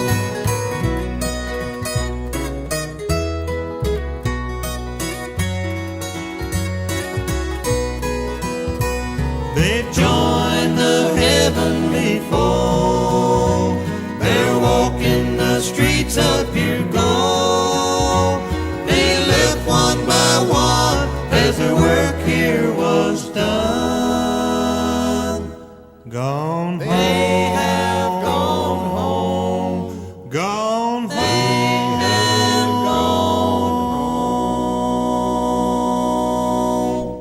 gone. We play that song every week to honor all those people who have passed. And Ivan Clayton, Deb's uncle, passed away yesterday. Oh, and sorry about that. Uncle Ivan is, we'll miss him. He was one of the great ones there. Oh, so, fun. And let's get this call. Good morning, live on Old Town Cleveland. Yeah, this T-Bandy. Hey, T-Bandy. What's up, buddy? T-Bandy, the best dancer in the state of Tennessee. Well, Buck dancer. On my feet now, Tom. No, I got that fish truck coming the 23rd of August. Down Okay, there so if somebody needs to order fish, 11 o'clock, yeah. 478-2405. Yeah, and if you're not there, leave you a message and you'll get back to them. But Yeah, I imagine everybody's needing that grass-eating carps right now. Right, yeah, we sell a lot of them. Yeah. All righty, buddy. Well, I just wanted to say hello to Tom. Well, T, good to hear for from a long you. time. It's been a while. Yeah, good to hear you talking. Thank you, buddy. Yeah, thank you. You have a nice day. Thanks, T. We were talking during the break that what a wonderful area we live in, and the Cherokee history, along with the other history, is just really deep here. And pretty soon we're going to have, well, right now we've got Blythe Ferry, Charleston's got a little heritage center, Moccasin Bend's going to have some stuff too, and Red Clay. So when people come to this area within just a few miles drive, they can see all kinds of stuff. Or stay a while. Right. Stay a Hey, while. please stay a while. Good morning, live on Old Town Cleveland. Good morning, Ron. Hey, Red. I just have a question. Okay. I'm sure it's about Bob Cash. Is that the red-headed wildcat? It Yes. is. Okay. Is Bob Cash so stingy he won't even take anybody out to eat? That's right. Well, he'll go out with you, yes. No, I'm waiting for him to invite me out to eat. I'm not paying for his food. Well, you're going to be waiting a while then. Well, I guess it's just out. Oh, Well, Red, we're going to change his now, name Red, to he would probably buy your lunch or dinner if you'd take him a bottle of that stuff that you used to make. I don't make that stuff no Well, I more. said you used to make, but I said I figured you got some stored somewhere. Maybe we need to change his name to Bob No Cash. There you go. Well, now Bob Cash just really works on his budget a lot. You gotta, government ought to do maybe. I still like when I called him at 10:30 one morning to talk to him about something while we were on the air here, and he's having to shush everybody at the bar so he could hear me. There you go. At 10:30. Well, he'd already been there an hour and a half. Yeah, I was calling late. Or all night. That's right. That's true, too. Okay, he's just too cheap for me. That's right. Well, yeah, that might be true, Red. We just have to admit that. Okay, y'all have Thanks, a good day. Red. All right, bye-bye. I want to mention, too, that you were talking about how Colonel Corn had to prove that was the council grounds before we could get the stuff. Well, even the state of Georgia was a bit confused about that. About 1938, the DAR for the state of Georgia put sleeping rabbits marker for his grave right across the Georgia line in the Georgia. front yard of somebody's house. We're not even sure he's buried there. Well, he's not buried there. He's not buried there. It's what's so funny. And they say that the council grounds was on that piece of property too, and there's just way too much evidence to say that the Indians had been chased out of Georgia. They'd been run out of Georgia, yeah. So it always cracks me up, and the monument's still there. Somebody maintains it beautifully. Well, let me mention this, Ron. Go ahead. Our good friend Andy Lockhart, who's gone. Love him. He filed extradition papers right there on that road one time. There were some people standing in Georgia he was looking for, and he just called them over a minute to talk to him, got them in Tennessee, handcuffed them. Well, that's one of the better stories. Extradition at its best, yeah. Go ahead and call you live on Old Town Cleveland. Ron, this is Merle Harris. I was down at groundbreaking there at Red Clay, and I've got several pictures that was made that day. Oh, we'd like to see those. Yeah. Okay. Well, I'll get them to you sometime. Yeah, they probably need those down at the park. Yeah, we'd love to get those. Or make copies of them or Right, something. we sure If will. you bring them to us, we'll make the park copies too. And get them back to you. All right, I'll get them to you sometime. Well, thank you so much. Ron, apparently other people can hear us. I think on the internet we've lost sound. Well, that wouldn't surprise me. Okay. Just Well, refresh. it says we're broadcasting over in the little green lines, but today nothing has worked correctly. Okay. If Alan is listening there, it says if he's not listening, he'll be right down. He'll be right. Yeah. Good morning, live on Old Town Cleveland. How you doing, Ron? I'm doing fine, Brett. Good. What? Is that Brett Whitehead? It is Brett Whitehead. Hey, Brett, let's hear some music, Ron. Oh, I don't have that. I don't have it. Boom, boom, boom, boom. How you doing, Tom? I'm doing good, Brett. How are you doing? Good. Hey, football's starting this week. Yes, the first game is the 21st. Okay, the 21st first game. What about the Jamboree? It's next Friday. It's Friday? Yeah. Okay. Bradley and Cleveland plays on Friday night, and then Walker Valley will play on Saturday night. Yeah. Hey, Brett, what about August 31st, UT's first game? Yeah, I'm going to be waiting to see that game. Yeah, what do you think will happen? Who are they playing, Utah State? Yeah. Yeah. You think it'll be a close game? Yes. Well, it's close to us, and it's about 80 miles away. Yeah. I think they'll win that one. Brett, don't you wish they'd bring Coach Kiffin back? Yeah. No, he's in Alabama now. Yeah. That's gonna be a good coach. Yep. Well, I heard that Lane Kiffin, his wife went with him, and she's real upset because she went to Walmart and it had painted right there in front of Walmart, fire lane. Fire lane. Yeah. Oh, that's good. That's good, Ron. So she's a little confused. Like somebody said, there's a wreck on WD-40. Yeah. All right. Well, hey, thanks, Brett. I'll see you at the football games. All right. Y'all have a good weekend. Thank you. All right, bye-bye. And you didn't have Rocky Top to play. Well, they have it here somewhere, but it's it's a well mess. hidden. Hey, I Ron, can't get anything to you work talking this about- morning. Talking about Walmart, another side story I have to think about. You know, when our friend, the late Courtney McGrady, was developing the property where Walmart is, before all that happened, I said, Courtney, you're on a gold mine right here. I said, nobody knows where Rocky Top is. You know, it's written by Boudleaux Bryant and those folks in Right. Edinburgh. Now it's Lake City, Tennessee. But at that time, I said, get one of these big rocks and put it on that piece of property about where Kentucky Fried Chicken is now, Right.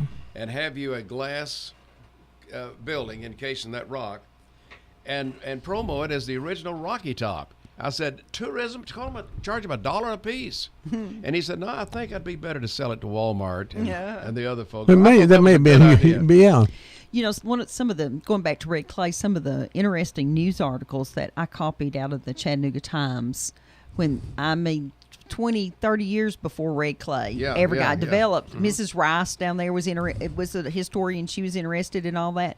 But there were people that were actually looking at the area to put in hotels. They thought it would draw such a big crowd to hotels and restaurants and all that stuff down around that area. Well, you know, I think if we'd gone the other route with the rides and all that, it probably would have developed. But at some point in time, you just need to honor the history, and there's a story down there that no one else can tell. I think the one in Charleston with the access to the interstate and it being a national type park could become a huge draw for us.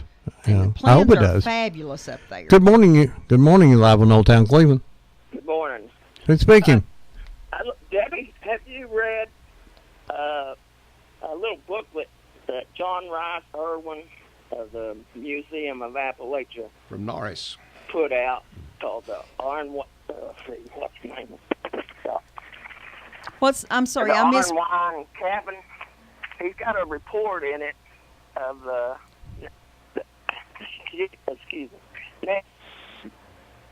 monument. It was in the Iron Wine Museum cemetery, and I think at the time he wrote this, and this book is copyrighted in '81, and he writes about two stories of how it got to that cemetery, and one version that it was being transported down to her gravesite, and the wagon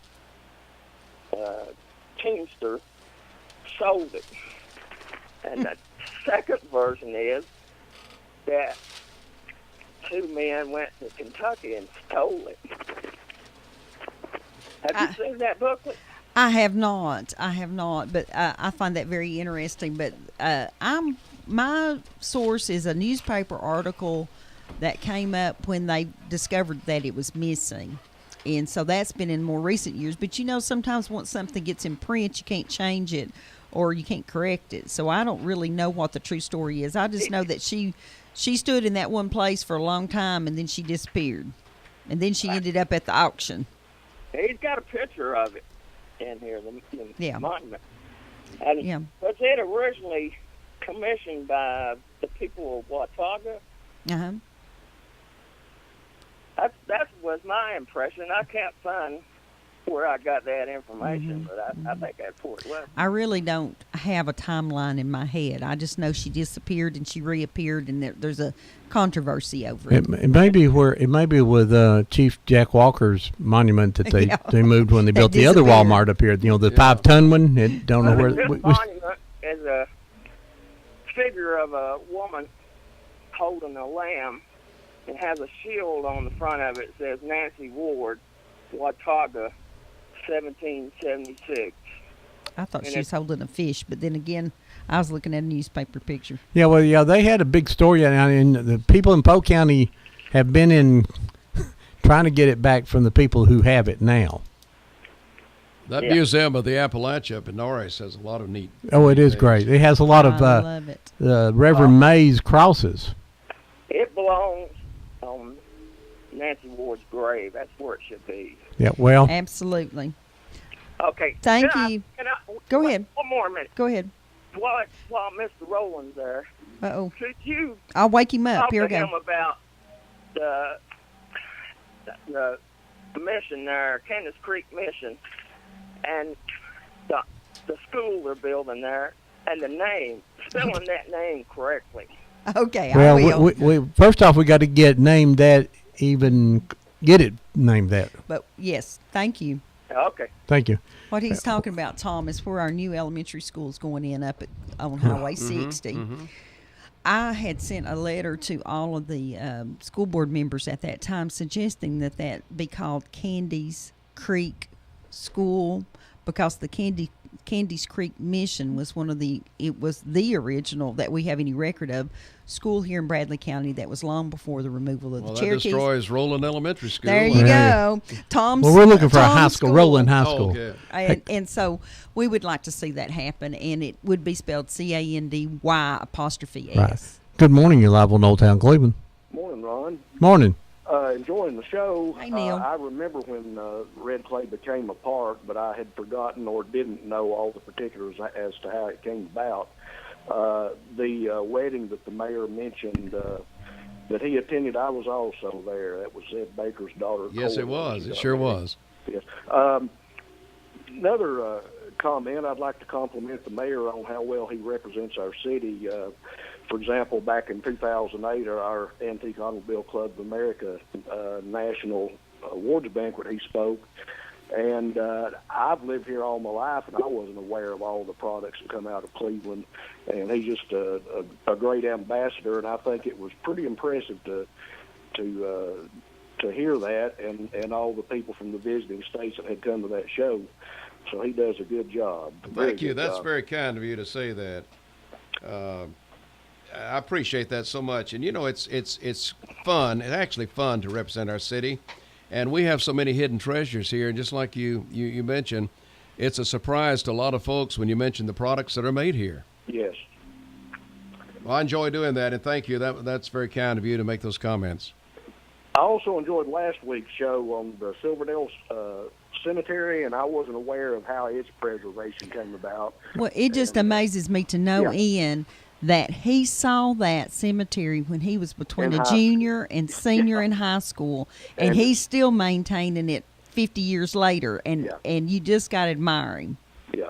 And I'm going to see if I can't get a historical marker down there for him. Good. Thank you, Neil. I found in my vast collection of newspaper articles over here that the Grays transferred the ownership of that property to Bradley County. So apparently the majority of the property came from Bradley County. I think one of the early owners had the last name Spring Place, because I looked at that quite a bit. You know, with this national park possibly coming up here to Charleston, the one of the things that I understand that the German culture, which we're getting a lot of German culture into here from Wacker and Volkswagen, that they're totally amazed or interested with the Indians. And so it just seems to us with the interstate system and that exit 20, that'd be exit 33 up there, is that it? Charleston, yes. You know, can you believe the traffic that we could? I could see that developing, the restaurants on the other side of it and all that. And Charleston could be changed completely forever.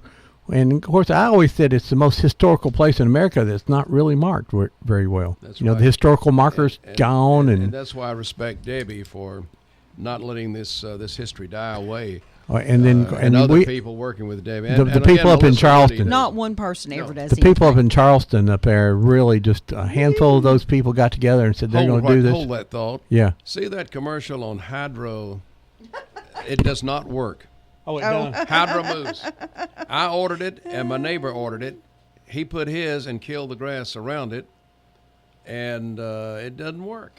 So it's supposed to spray out grass seed? Grass seed and the green stuff, and it just doesn't. Tom, they're going to show you a picture of putting it on a piece of board right there. Mm-hmm. Now, it doesn't work. That's all I want to say.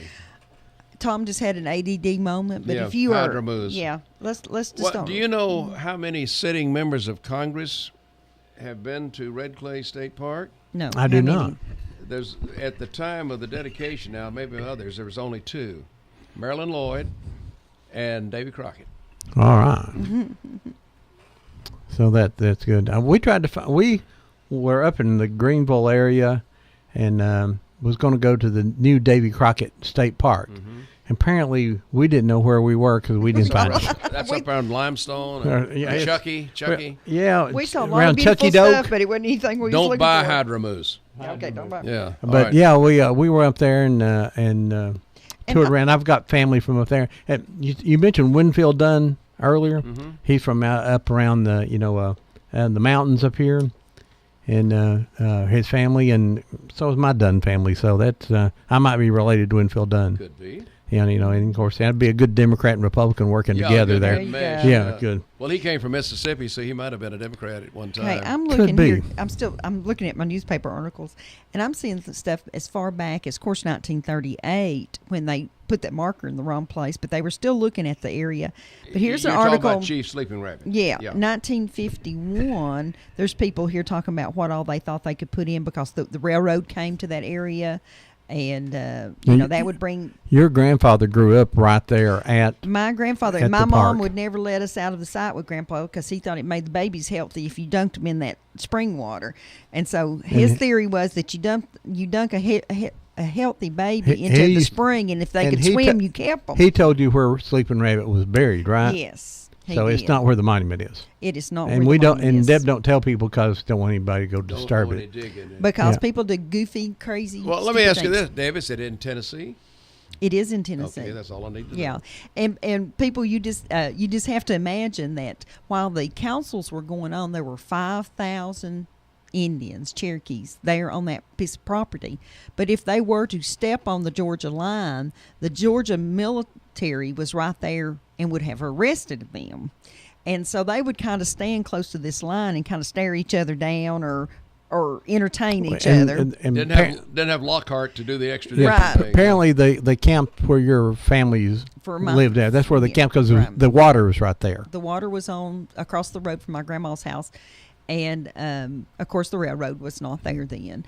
And but it's an interesting story to hear how they would kind of stare each other down. But then that was the big problem with the Georgia military came across the Tennessee-Georgia line, went up to Flint Springs and arrested Thomas Paine and John Ross off of the farmland right there in Flint Springs, and took them to Spring Place, Georgia, and put them in prison for a few days, in which they shared space with an Indian that had been hung. That had to be real unpleasant. And then after a few days, they just kind of turned them loose. But that was a big outcry of what a violation that was, because they had not broken the law. They were in they were being Tennessee. held illegally and extradited illegally too. Home sweet home. It's the only time in American history that a Supreme Court ruling was not obeyed. But you just kind of have to imagine what was going on in Bradley County at that time. You had all the military people at Charleston orchestrating the whole removal. Every piece of paper for the removal at that time came across the desk in Charleston, Tennessee. Well, President Jackson told Chief Justice Marshall, if you want to enforce it, you get your own army, you get your own people to do it. Come and do it. He wasn't And gonna yeah, do it. he'd forgotten who'd saved his hide down at And Horseshoe Bend, didn't he? One other interesting story, you talk about extradition. Chief, Talking about Lockhart? Yeah, Lockhart. Yeah, the chief, Jack Walker, was murdered here in Bradley County, and they arrested 2 people, and we're going to trial them in McMinn County, Tennessee. Well, the murder was committed in the Cherokee Nation, which the Cherokee Nation began at the Hiawassee River, so they had no authority to prosecute them under Tennessee or United States law because they were in the Cherokee Nation. So the 2 killers went free. And then that went on to the Supreme Court, that battle, and that's when the Supreme Court justice in Knoxville said the Cherokee Nation was a defeated nation, or insolvent nation, and that was the last straw that moved them out of here. So Bradley County once again did that. The same thing happened in Georgia when they said it was no longer a sovereign nation, and they said if you do any official business here, you will be arrested. And that's when they came across the line and occupied what was then Flint, which is now Flint Springs, Red Clay, and all that area. We got a call here. Good morning, live on Old Town Cleveland. Hey, good morning. This is RD. Hey, RD. Hey, RD. Yep. What's up, buddy? Hey, Mayor Tom. How's everybody? Hey, RD. How are you today? Doing well. Good. Got just a couple things real quick. One of them, what you just brought up, the Cherokee removal and all that, with all the problems. The current situation with Georgia and them squabbling about the state line, wanting to move it up. I have called into the Big Talk radio station a couple times and brought this up, and I think they think I'm kidding, and I'm not. The minute Georgia goes to whatever high court to take that property boundary up and reestablish it, I think at that point the Cherokee Nation should step in and say, since you all opened up this can of worms, I think that belongs to me. yeah, we've got a little ball in this court too now. Yeah. So let's see what we can work out. And that's just one thing. I'm RD, serious I about have that. been with people who have made their first visit here since their families left in the 1830s. Wow. And it's quite of an experience to see them, see names of places that they recognize, and to realize that they have dead, their dead are buried here, but they don't know where. And it's a real moving experience. It is. It's a terrible, terrible thing. So, but I want to tell a funny story. I like calling it a funny story. I like make people laugh. I still like the Pickle Beach story. And this has to do with your place down there, Maritime. I put you know me, I'm telephone man. I put in the Nortel phone system for you all down there. Yeah, years thank you. ago, okay. Oh gosh, years ago. After that went in, you know where that phone system is in that little bitty closet in your meeting room. Yes, Up there. where the noise is. Yeah, well, I had to come up there one morning, do some work, do some programming in there, and I had, truth be told, I'd been out a little too late with some friends, and I was not feeling very well that day. And I got in there, and that meeting room was empty, quiet, and I got to sit back there, nice warm room, and I thought, I don't have a lot to do. I'm done with my work here, so I'm just going to take me a little nap. I do that sometimes. Well, that nap turned into a little longer nap than I thought. And apparently a couple hours went by, and I was still sleeping. And I woke up, and y'all had a meeting going on. So I sat in that little bitty closet for a while, and I thought, this is going to look really weird, me just walking out. These people are not going to know who I am, where I came from. I didn't walk in. And I sat in there for probably an hour, and y'all would not get through. I don't know how y'all. I apologize for that. Awake? Yeah. How do you stay awake during all that? So finally, I had to go to the bathroom really bad, and I'm like, you know what? I can't wait any longer in this little bitty room. So I just grabbed my tool bag and I hit that door. And when I come out, everybody in that meeting stopped, turned around, and looked. I just made a beeline right out that door into the hallway. Telephone repairman. Try not to look at anybody, and I knew everybody in there was looking at me going, where did that man come from? He didn't come in here. That's a story, RD. I need to share that. So I thought that was pretty funny. That's pretty neat. Well, listen, y'all take care. And Thanks, enjoy RD. the show. Thanks for calling. Thanks for Bye listening. now. Okay, I've got a question for some historians here. Now, Maybe we can find one. The General Scott, who was at Fort Cass, right? Yes. He's the one who was in charge of all the Indian removal. After he finished there, he became a general in the Union Army. And one of the young generals that he appointed was a named George Custer, who fought for the Union. And then later he sent George Custer to Lincoln, Nebraska. Now, where Lincoln, Oklahoma, where was he sent him? I have no idea. He sent him out west to fight Indians. And, of course, so... Custer's last stand. Custer's last stand. So Custer and the Cherokee Indians and Scott have all something in common. I think that's true. I challenge somebody. Somebody will call and say, Ron, you're crazy. But I'm pretty sure that Scott left here. Scott fought in the war of 1812. Not 1812. Yeah, 1812. Then he was a general here. Then he went on. He was a big general in the Union War, in Civil War for the Union. And he During the War of Northern Aggression, right. Tom. And Custer was in charge of the Michigan Cavalry. And it's good history, Ron. And then he got out of the Army, and then they reappointed him, and they moved to not Lincoln, Nebraska, probably Lincoln, Nebraska, where good enough. Where the Sioux was, and Crazy Horse. That's who he went and fought, and that's who he got killed. And all Crazy Horse got all the Indian tribes Have you ever around him. noticed, Tom, that when the Indians win, it's a massacre, but when when the white people won, it was a victory? Yeah, it's different. You have to kind of listen for that. That was the same thing during the Civil War, wasn't it? It's sort of like the telegram Eddie Cartwright had about the powwow. Quick one before we go any further, Tom. Tell us where you come from originally. I mean, you're not from Bradley County, but you've been here almost as long as I have. Yeah, well, let me start out when I was born. Okay. I was born in Safety Harbor, Florida, and my dad and my grandfather were in the resort hotel business. I was actually born in a hotel, St. James Hotel, in Safety Harbor. And I was telling some folks the other day, my bassinet was a drawer from the chest of drawers. Mm-hmm. Dr. Nettles, you may be familiar with Dr. Nettles. I'm sure you knew him, Ron. He delivered me. And so I was born there. So as a result, I moved to a lot of locations, about 19 schools I counted at one time, because when they would acquire a new property, my dad's job was to go to the new property and set it up with their system and how they wanted to operate. Or in other words, you were thrown out of that many schools? Thrown out of that many schools, okay. Yeah, that's the way I felt. Anyway, moved around a lot, but I came here from, I purchased a radio station with a partner in South Georgia, down in Quitman, and then decided I didn't like South Georgia. I wanted some seasons or something, and besides that, we weren't making much money.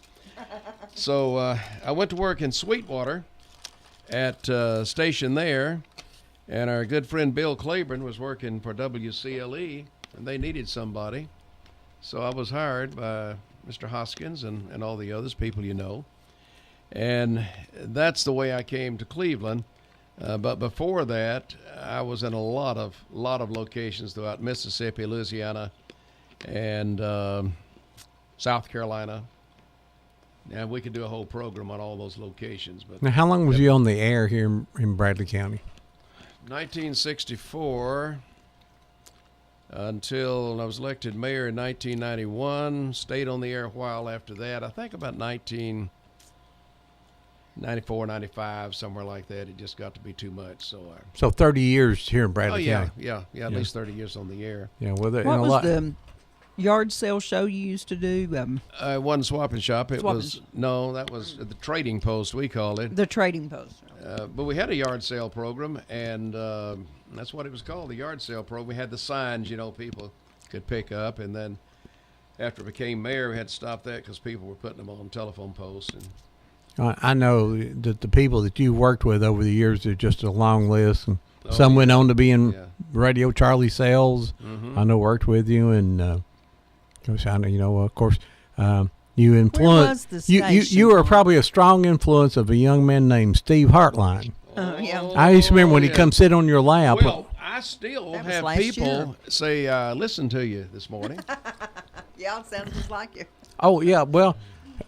Growing up, he tried to sound just like you. He did. That was his project. Yeah. The only time he quit coming to the radio station, I read his report card on the air, and his grandfather heard it.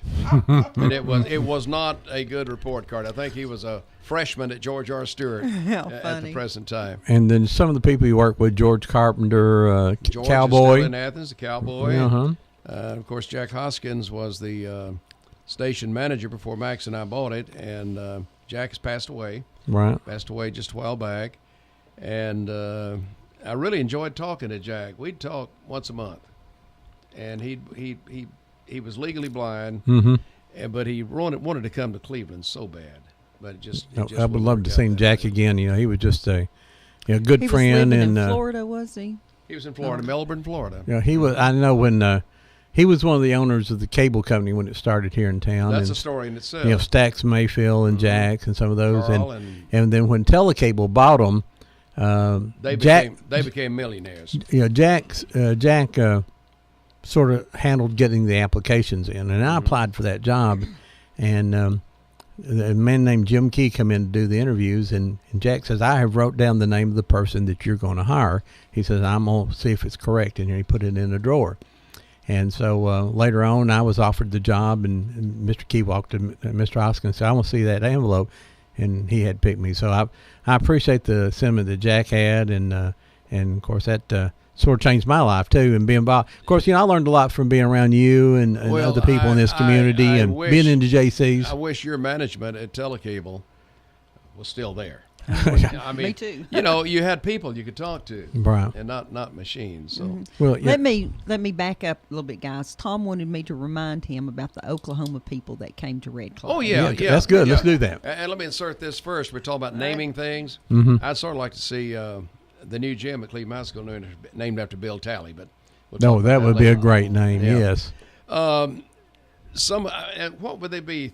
Fourth generations away, maybe some of the young people that came in, but they At said least, the way yeah. their ancestors would tell the stories about the scenery. It said you could actually stand by the Blue Hole and look at the mountains where General Scott and the troops were poised, waiting to come down. And said you could tell by the way they described the mountains and the way the hills rolled that we were at the place where they were. See, there was some controversy that those folks from Georgia that put the sign in the wrong place wanted to say that the spring at Farmers Lake was the spring of the council. That's the one down at Cohutta. Yeah, down that just way. a short, maybe a mile away or something. Mm-hmm. And so they were wanting to say that was the Council Springs. And I think that people like James Korn that really knew how to research, and Mrs. Rice that really knew how to research. And then she lived on the Georgia side, but she finally said that, yes, it was, the history had always been around the Council Springs in Tennessee. Had a group of folks, I think they were coming from Cherokee, North Carolina. They wanted to visit New Echota down at Calhoun. And whoever called me was sort of in charge of the group and said, the state of Georgia charges admission for that and didn't think they should. And I wrote a letter to the then governor of Georgia as president of the Red Clay Association and said, we have these guests coming in. Is there any way to waive the fee? And so I got a letter back from whoever their commissioner, conservation was, whatever the title was there, that yes, the fee will be raised and laid out the logistics, how they should come to the park, but they never showed up. Oh, no. We did all that. They never made the trip. No. Well, you have to be careful when you're visiting the Georgia State parks now, like the Van House and New Echota and all that. Over the last few years, as a new administration came in, it's been less important to that administration, and they're not open as many days of the week as they would have visitors if they were open, and it's just a budget kind of thing. But so you always want to call ahead to New Echota, go on a cool day to New Echota because it's a lot of walking between buildings. Go down and visit the Indian Mounds at Cartersville. Have you ever done that, Tom? No, I haven't. I've been to the Van House. Don't do it on a hot day. No. I took Ron when it was 103 degrees in the shade, and we both thought we were going to melt. But at Cartersville, they still have the Echota. I'm going to say it's the Echota Mounds, the Etowah Mounds, maybe. And they're fabulous because they haven't been plowed down. And we're talking about as high as the Cherokee Hotel. There are three major ones, and there are 6 or 7 either smaller ones that are there. And Ron thought, okay, I'll go look at some hump of dirt with you, Hump of and dirt. yeah. And when we got there, he was really amazed at how tall. Well, these are probably 4 stories high. 4 or 5 stories Wow. tall. Yeah, And I was there about 25 years ago one day, 20 years ago. And there were people there from the Smithsonian doing an archaeological dig, and they uncovered the steps. They could see where the wooden steps had been, and there was actually some of the pieces of wood there. That was pretty fascinating. And then I read about it in Smithsonian Magazine, which was even more amazing. Speaking of magazines, there's an article in a magazine called Speedway Illustrated this month that talks about dirt track racing in the South, and it highlights its dirt track life. Very good. And so and then someone from a Smoky Mountain magazine contacted us this summer, and I helped them write an article too, and it's coming out, I believe, in September. So we've had 2 national articles done about dirt track racing in the Southeast because of our documentary. And something else that's going to happen, we went up to the McClung Library, the East Tennessee Historical Society, and we showed the documentary there, and a lot of the dirt track racers from the Knoxville area and above there came down, and they Smoky loved Mountain it. Raceway. Yeah, and Bulls of course Gap Bulls Gap and all through there, and they said, God, we sure would like to have a complete version of that Knoxville up. Mm-hmm. This is sort of Knoxville down, so. They loved it, but they knew that they still had 80-something-year-old guys around that can still tell their stories. So 2016, we're going to release the northern version of It's a Dirt Track Life in the Knoxville area. Upper East Tennessee area. You know, both of you have always said, write it down, photograph it, don't die with that, don't take it to the grave. And so many stories can be told. Just like the folks calling in, remember certain things that we haven't thought about that they could tie in to make an absolute beautiful story. Well, and there are people who live down that area who probably go around that area down at Red Clay who have pictures of it before it ever was Red Clay or anybody thought about it. And we'd like to see those pictures. You know what? And you know, there's cabins. I know that your family had a cabin, something down there that they took. Well, we know that when they came here prior to 1850, it was said that my great whatever grandpa Perry Clayton had built the corn crib. It was a dog trot corn crib that was there on the property. It was still on the property. I can't find a picture of it to save my life. Again, take pictures of stuff, folks. It disappears. And the Park Service had taken it down because they said it wasn't from the right time era. Well, 1850 and 1838, there's not a whole lot of difference. But anyway, beyond that, this was a building that a lot of people, it became the building for the transient people. That people that would move into the community, they would stay there for the first 2 or 3 nights before they got to move into their home or go on farther.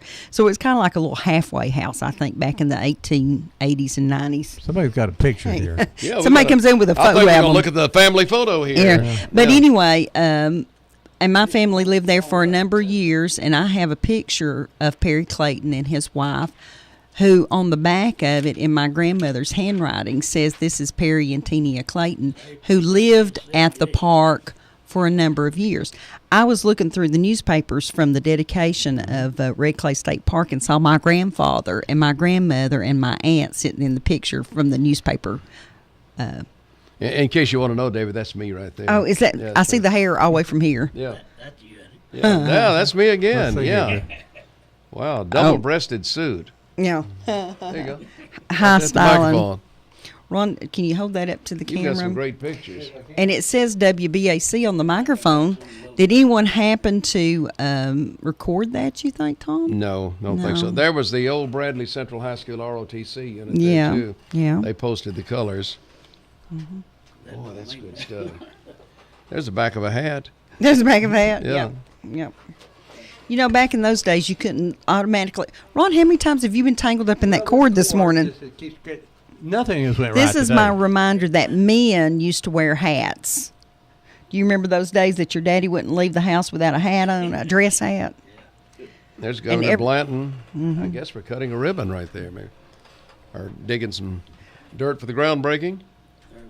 There's the blue hole. Looks like Sandra up at the top. I think she was there. Look right up here in this corner. There's the blue hole. Now, my grandfather said when he was a young man that they'd mess around there at the blue hole and they never could find even the best divers around there. Oh, they've gone under there. Mm-hmm. They said it's another lost sea if you ever Yes. got in there. Oh, yeah, there's Blanton. And, your uncle talked about them blasting up in somewhere in Cleveland. And well, actually out here on Harrison Pike, when they put in the new bridge, which is the bridge you drive over Candy's Creek now, he said that they dynamited and the water was muddy at the park. That's the Baker in wedding, the 40s. Ron. Yeah. Yeah, I remember this too because the Blue Hole used to have just one little bitty platform. Dave Ellis got married down there too. Even more importantly than the Baker. David but Ellis. not at the pond. They got married out in the field. Yeah, in the came field, in on right. the buggy. Yeah. The buggy came in. Yeah. I just thought I'd throw out a David Ellis reference there. You threw out Lockhart's. I've got to throw out Ellis. Yeah. there's the sign, Debbie. Yeah. And Mrs. Gray protected. Yes, she sure did. And that I always enjoyed seeing that sign. Yeah, they'd like to have that. Oh, yes, sir. You might just take your whole book down and let the girls down there look at it, and they'll copy what they want. Yeah, see Aaron Medley. Maybe that would Ranger be Jane. that would be the best place to put them, and then everybody could see them or have access to them down there. So that's where I took my pictures. What's your name again? Merle Harris. He's here in the studio. Come in, and he's brought some pictures of the Red Clay dedication. Almost like Merle Haggard. Almost. It looks a lot like him. Looks like him too. Yeah, but those are great pictures. Don't run off yet. Those are things when you those old pictures like people have, and we talk about that time that they're sitting in your closet or in under the bed and label them. Be sure and write on the back what they are. So. You get a white label and write on the label, then peel it off and put it on there. Yeah, and I was noticing here in these old newspaper articles, I mean, there's pictures of it when it was just a field. Mm-hmm. Who put up those cabins down there, Tom? Did they have people that... when they started... so they wanted bulldozing everything down. I think the state, of course, I'm sure they had a private contractor they hired to do that, and somebody had to be pretty accurate in doing the architectural work too.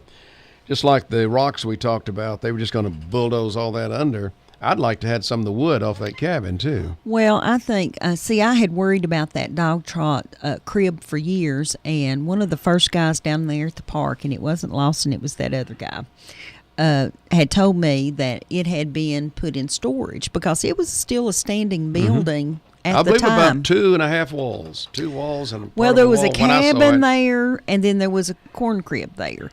And I was really interested. I mean, I wanted it. And I was told it was put in storage, but I've chased that story for years. You know how those urban legends are. And finally, my uncle, shortly before he died, told me he thought that one of the Clayton men that lived right across the line in Georgia had been given that that building if he would take it down and just remove it from the property, and the logs just laid out there and rotted. Yeah. And once they're not covered, they go fast. I tell you, if we had about 20 people somewhere entered the process, that we could really put a good story together.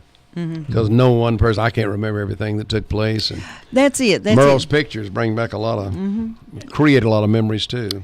Well, it makes memories to see those pictures and to look through. And as I look through these newspaper articles, I remember things that my grandfather had told me about the spring, and he thoroughly believed that you could drink that water and it made you healthy. I have drank that water. Yeah.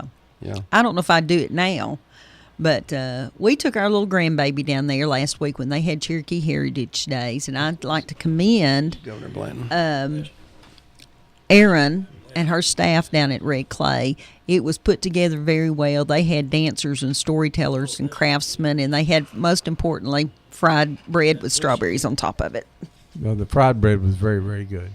Hey, you can call us here. We got a few more minutes at 614-5553. We got Mayor Tom Rowland here talking about the development of Red Clay State Park. Dedicated what year? 1978? 78, 79? Where did I see Frank Watson in this picture? I thought that was Frank That's Watson. a pretty old picture. Side, I'm desperately looking for my grandmother's blue hair.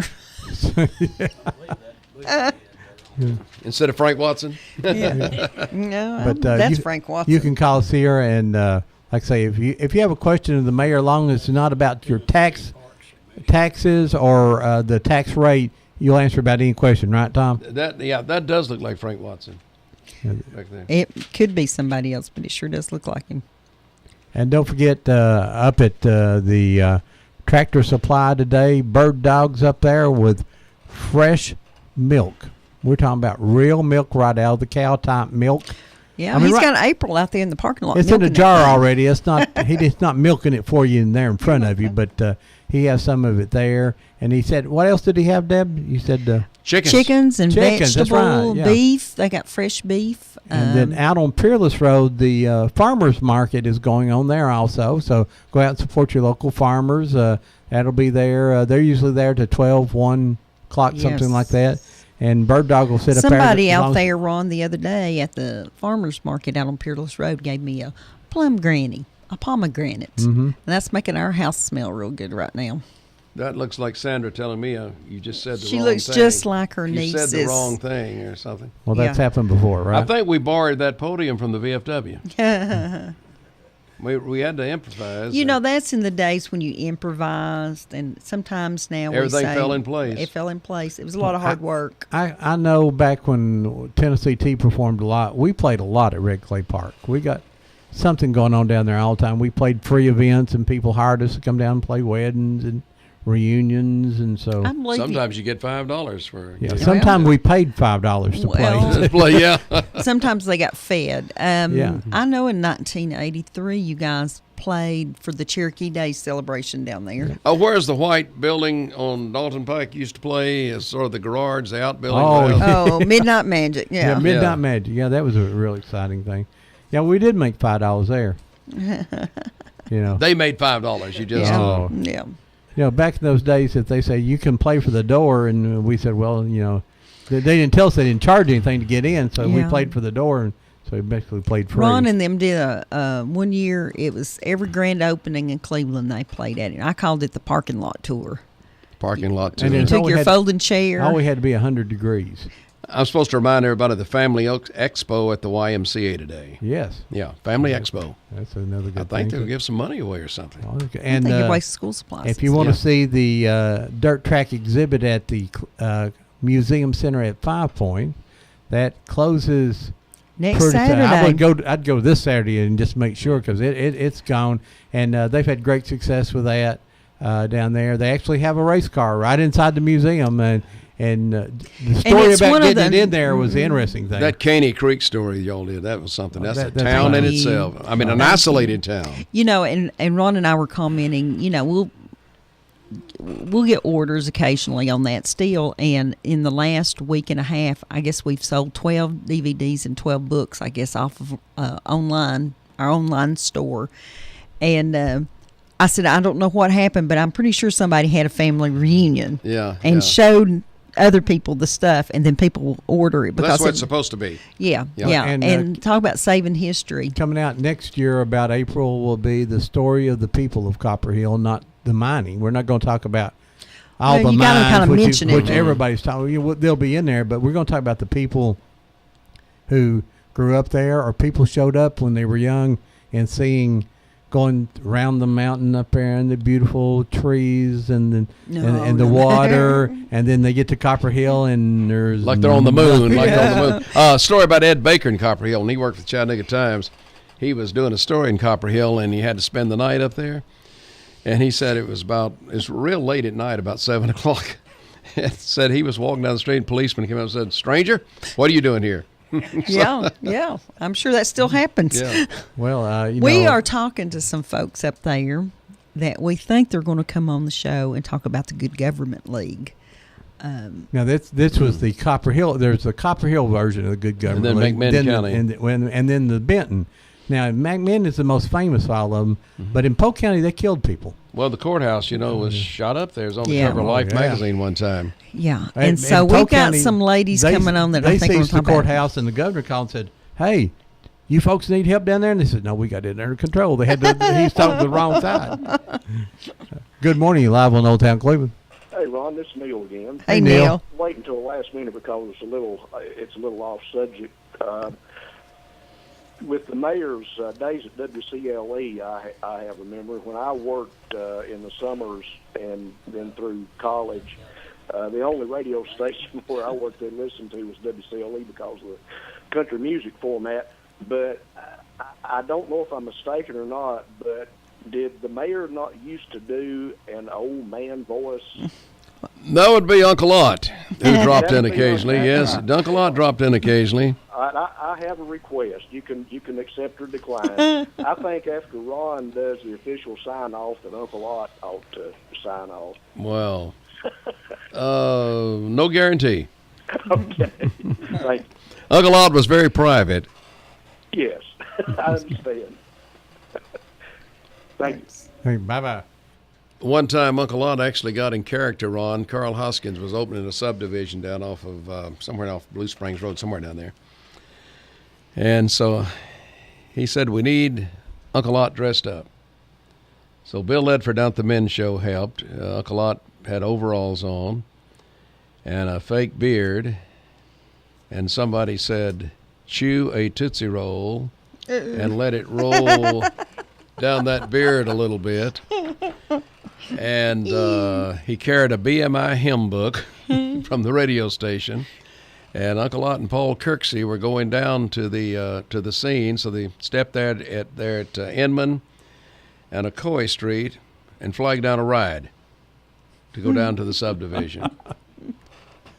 Uncle Ott, boy, that's a few years and ago. Also at that time dressed up as Uncle Ott. Uncle Ott was in front of the Spot and Arthel Davis was the police officer who came and grabbed him by the hand as a picture because Uncle Art was going through the garbage can and throwing it back in the spot.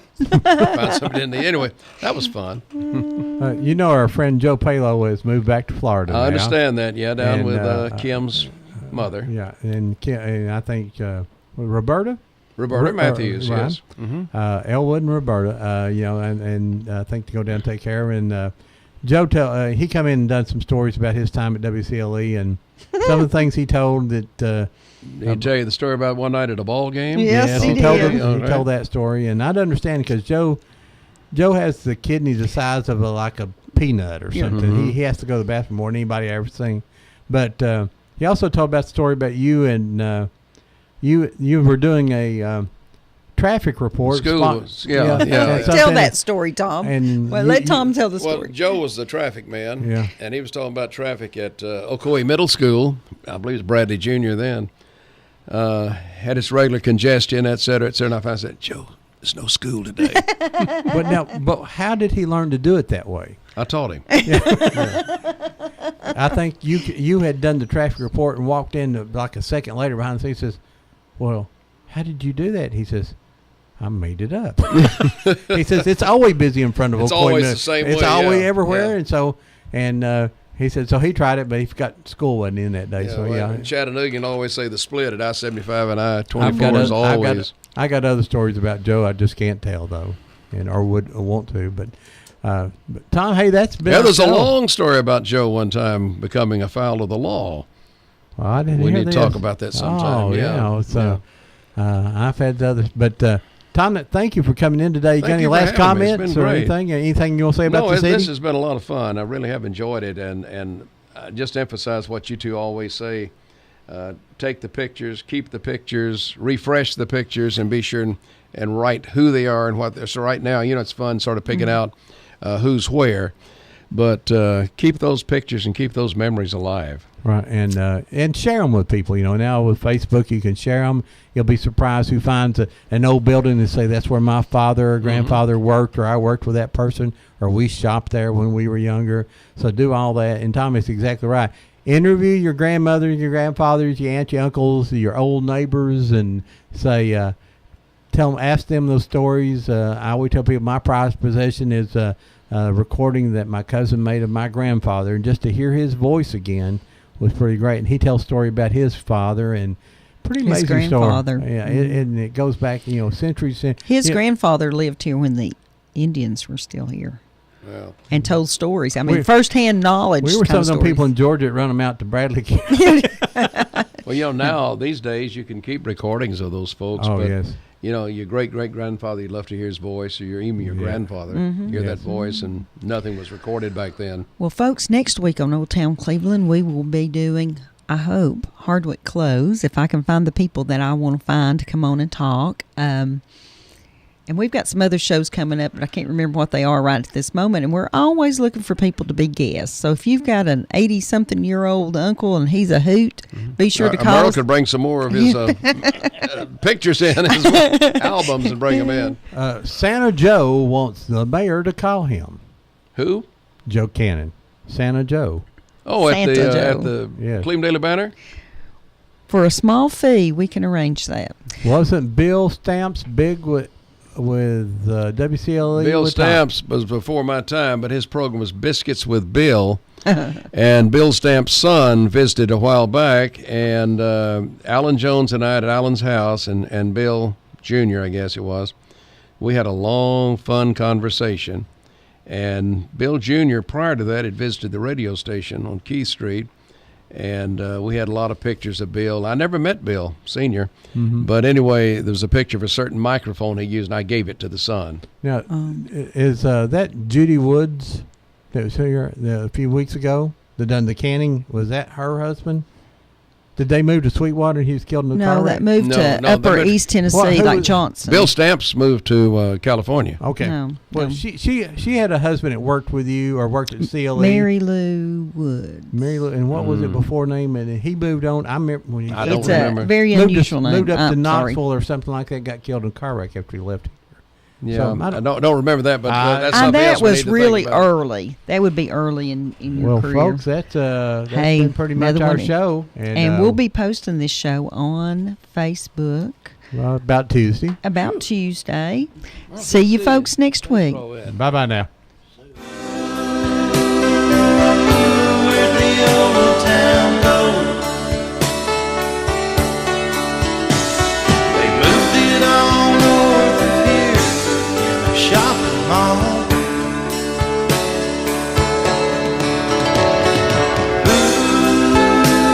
Ooh, where'd the old town go? Did my hometown get old, or just me? Did all my friends get old, or just me? Are they all gonna have to be told, or just me?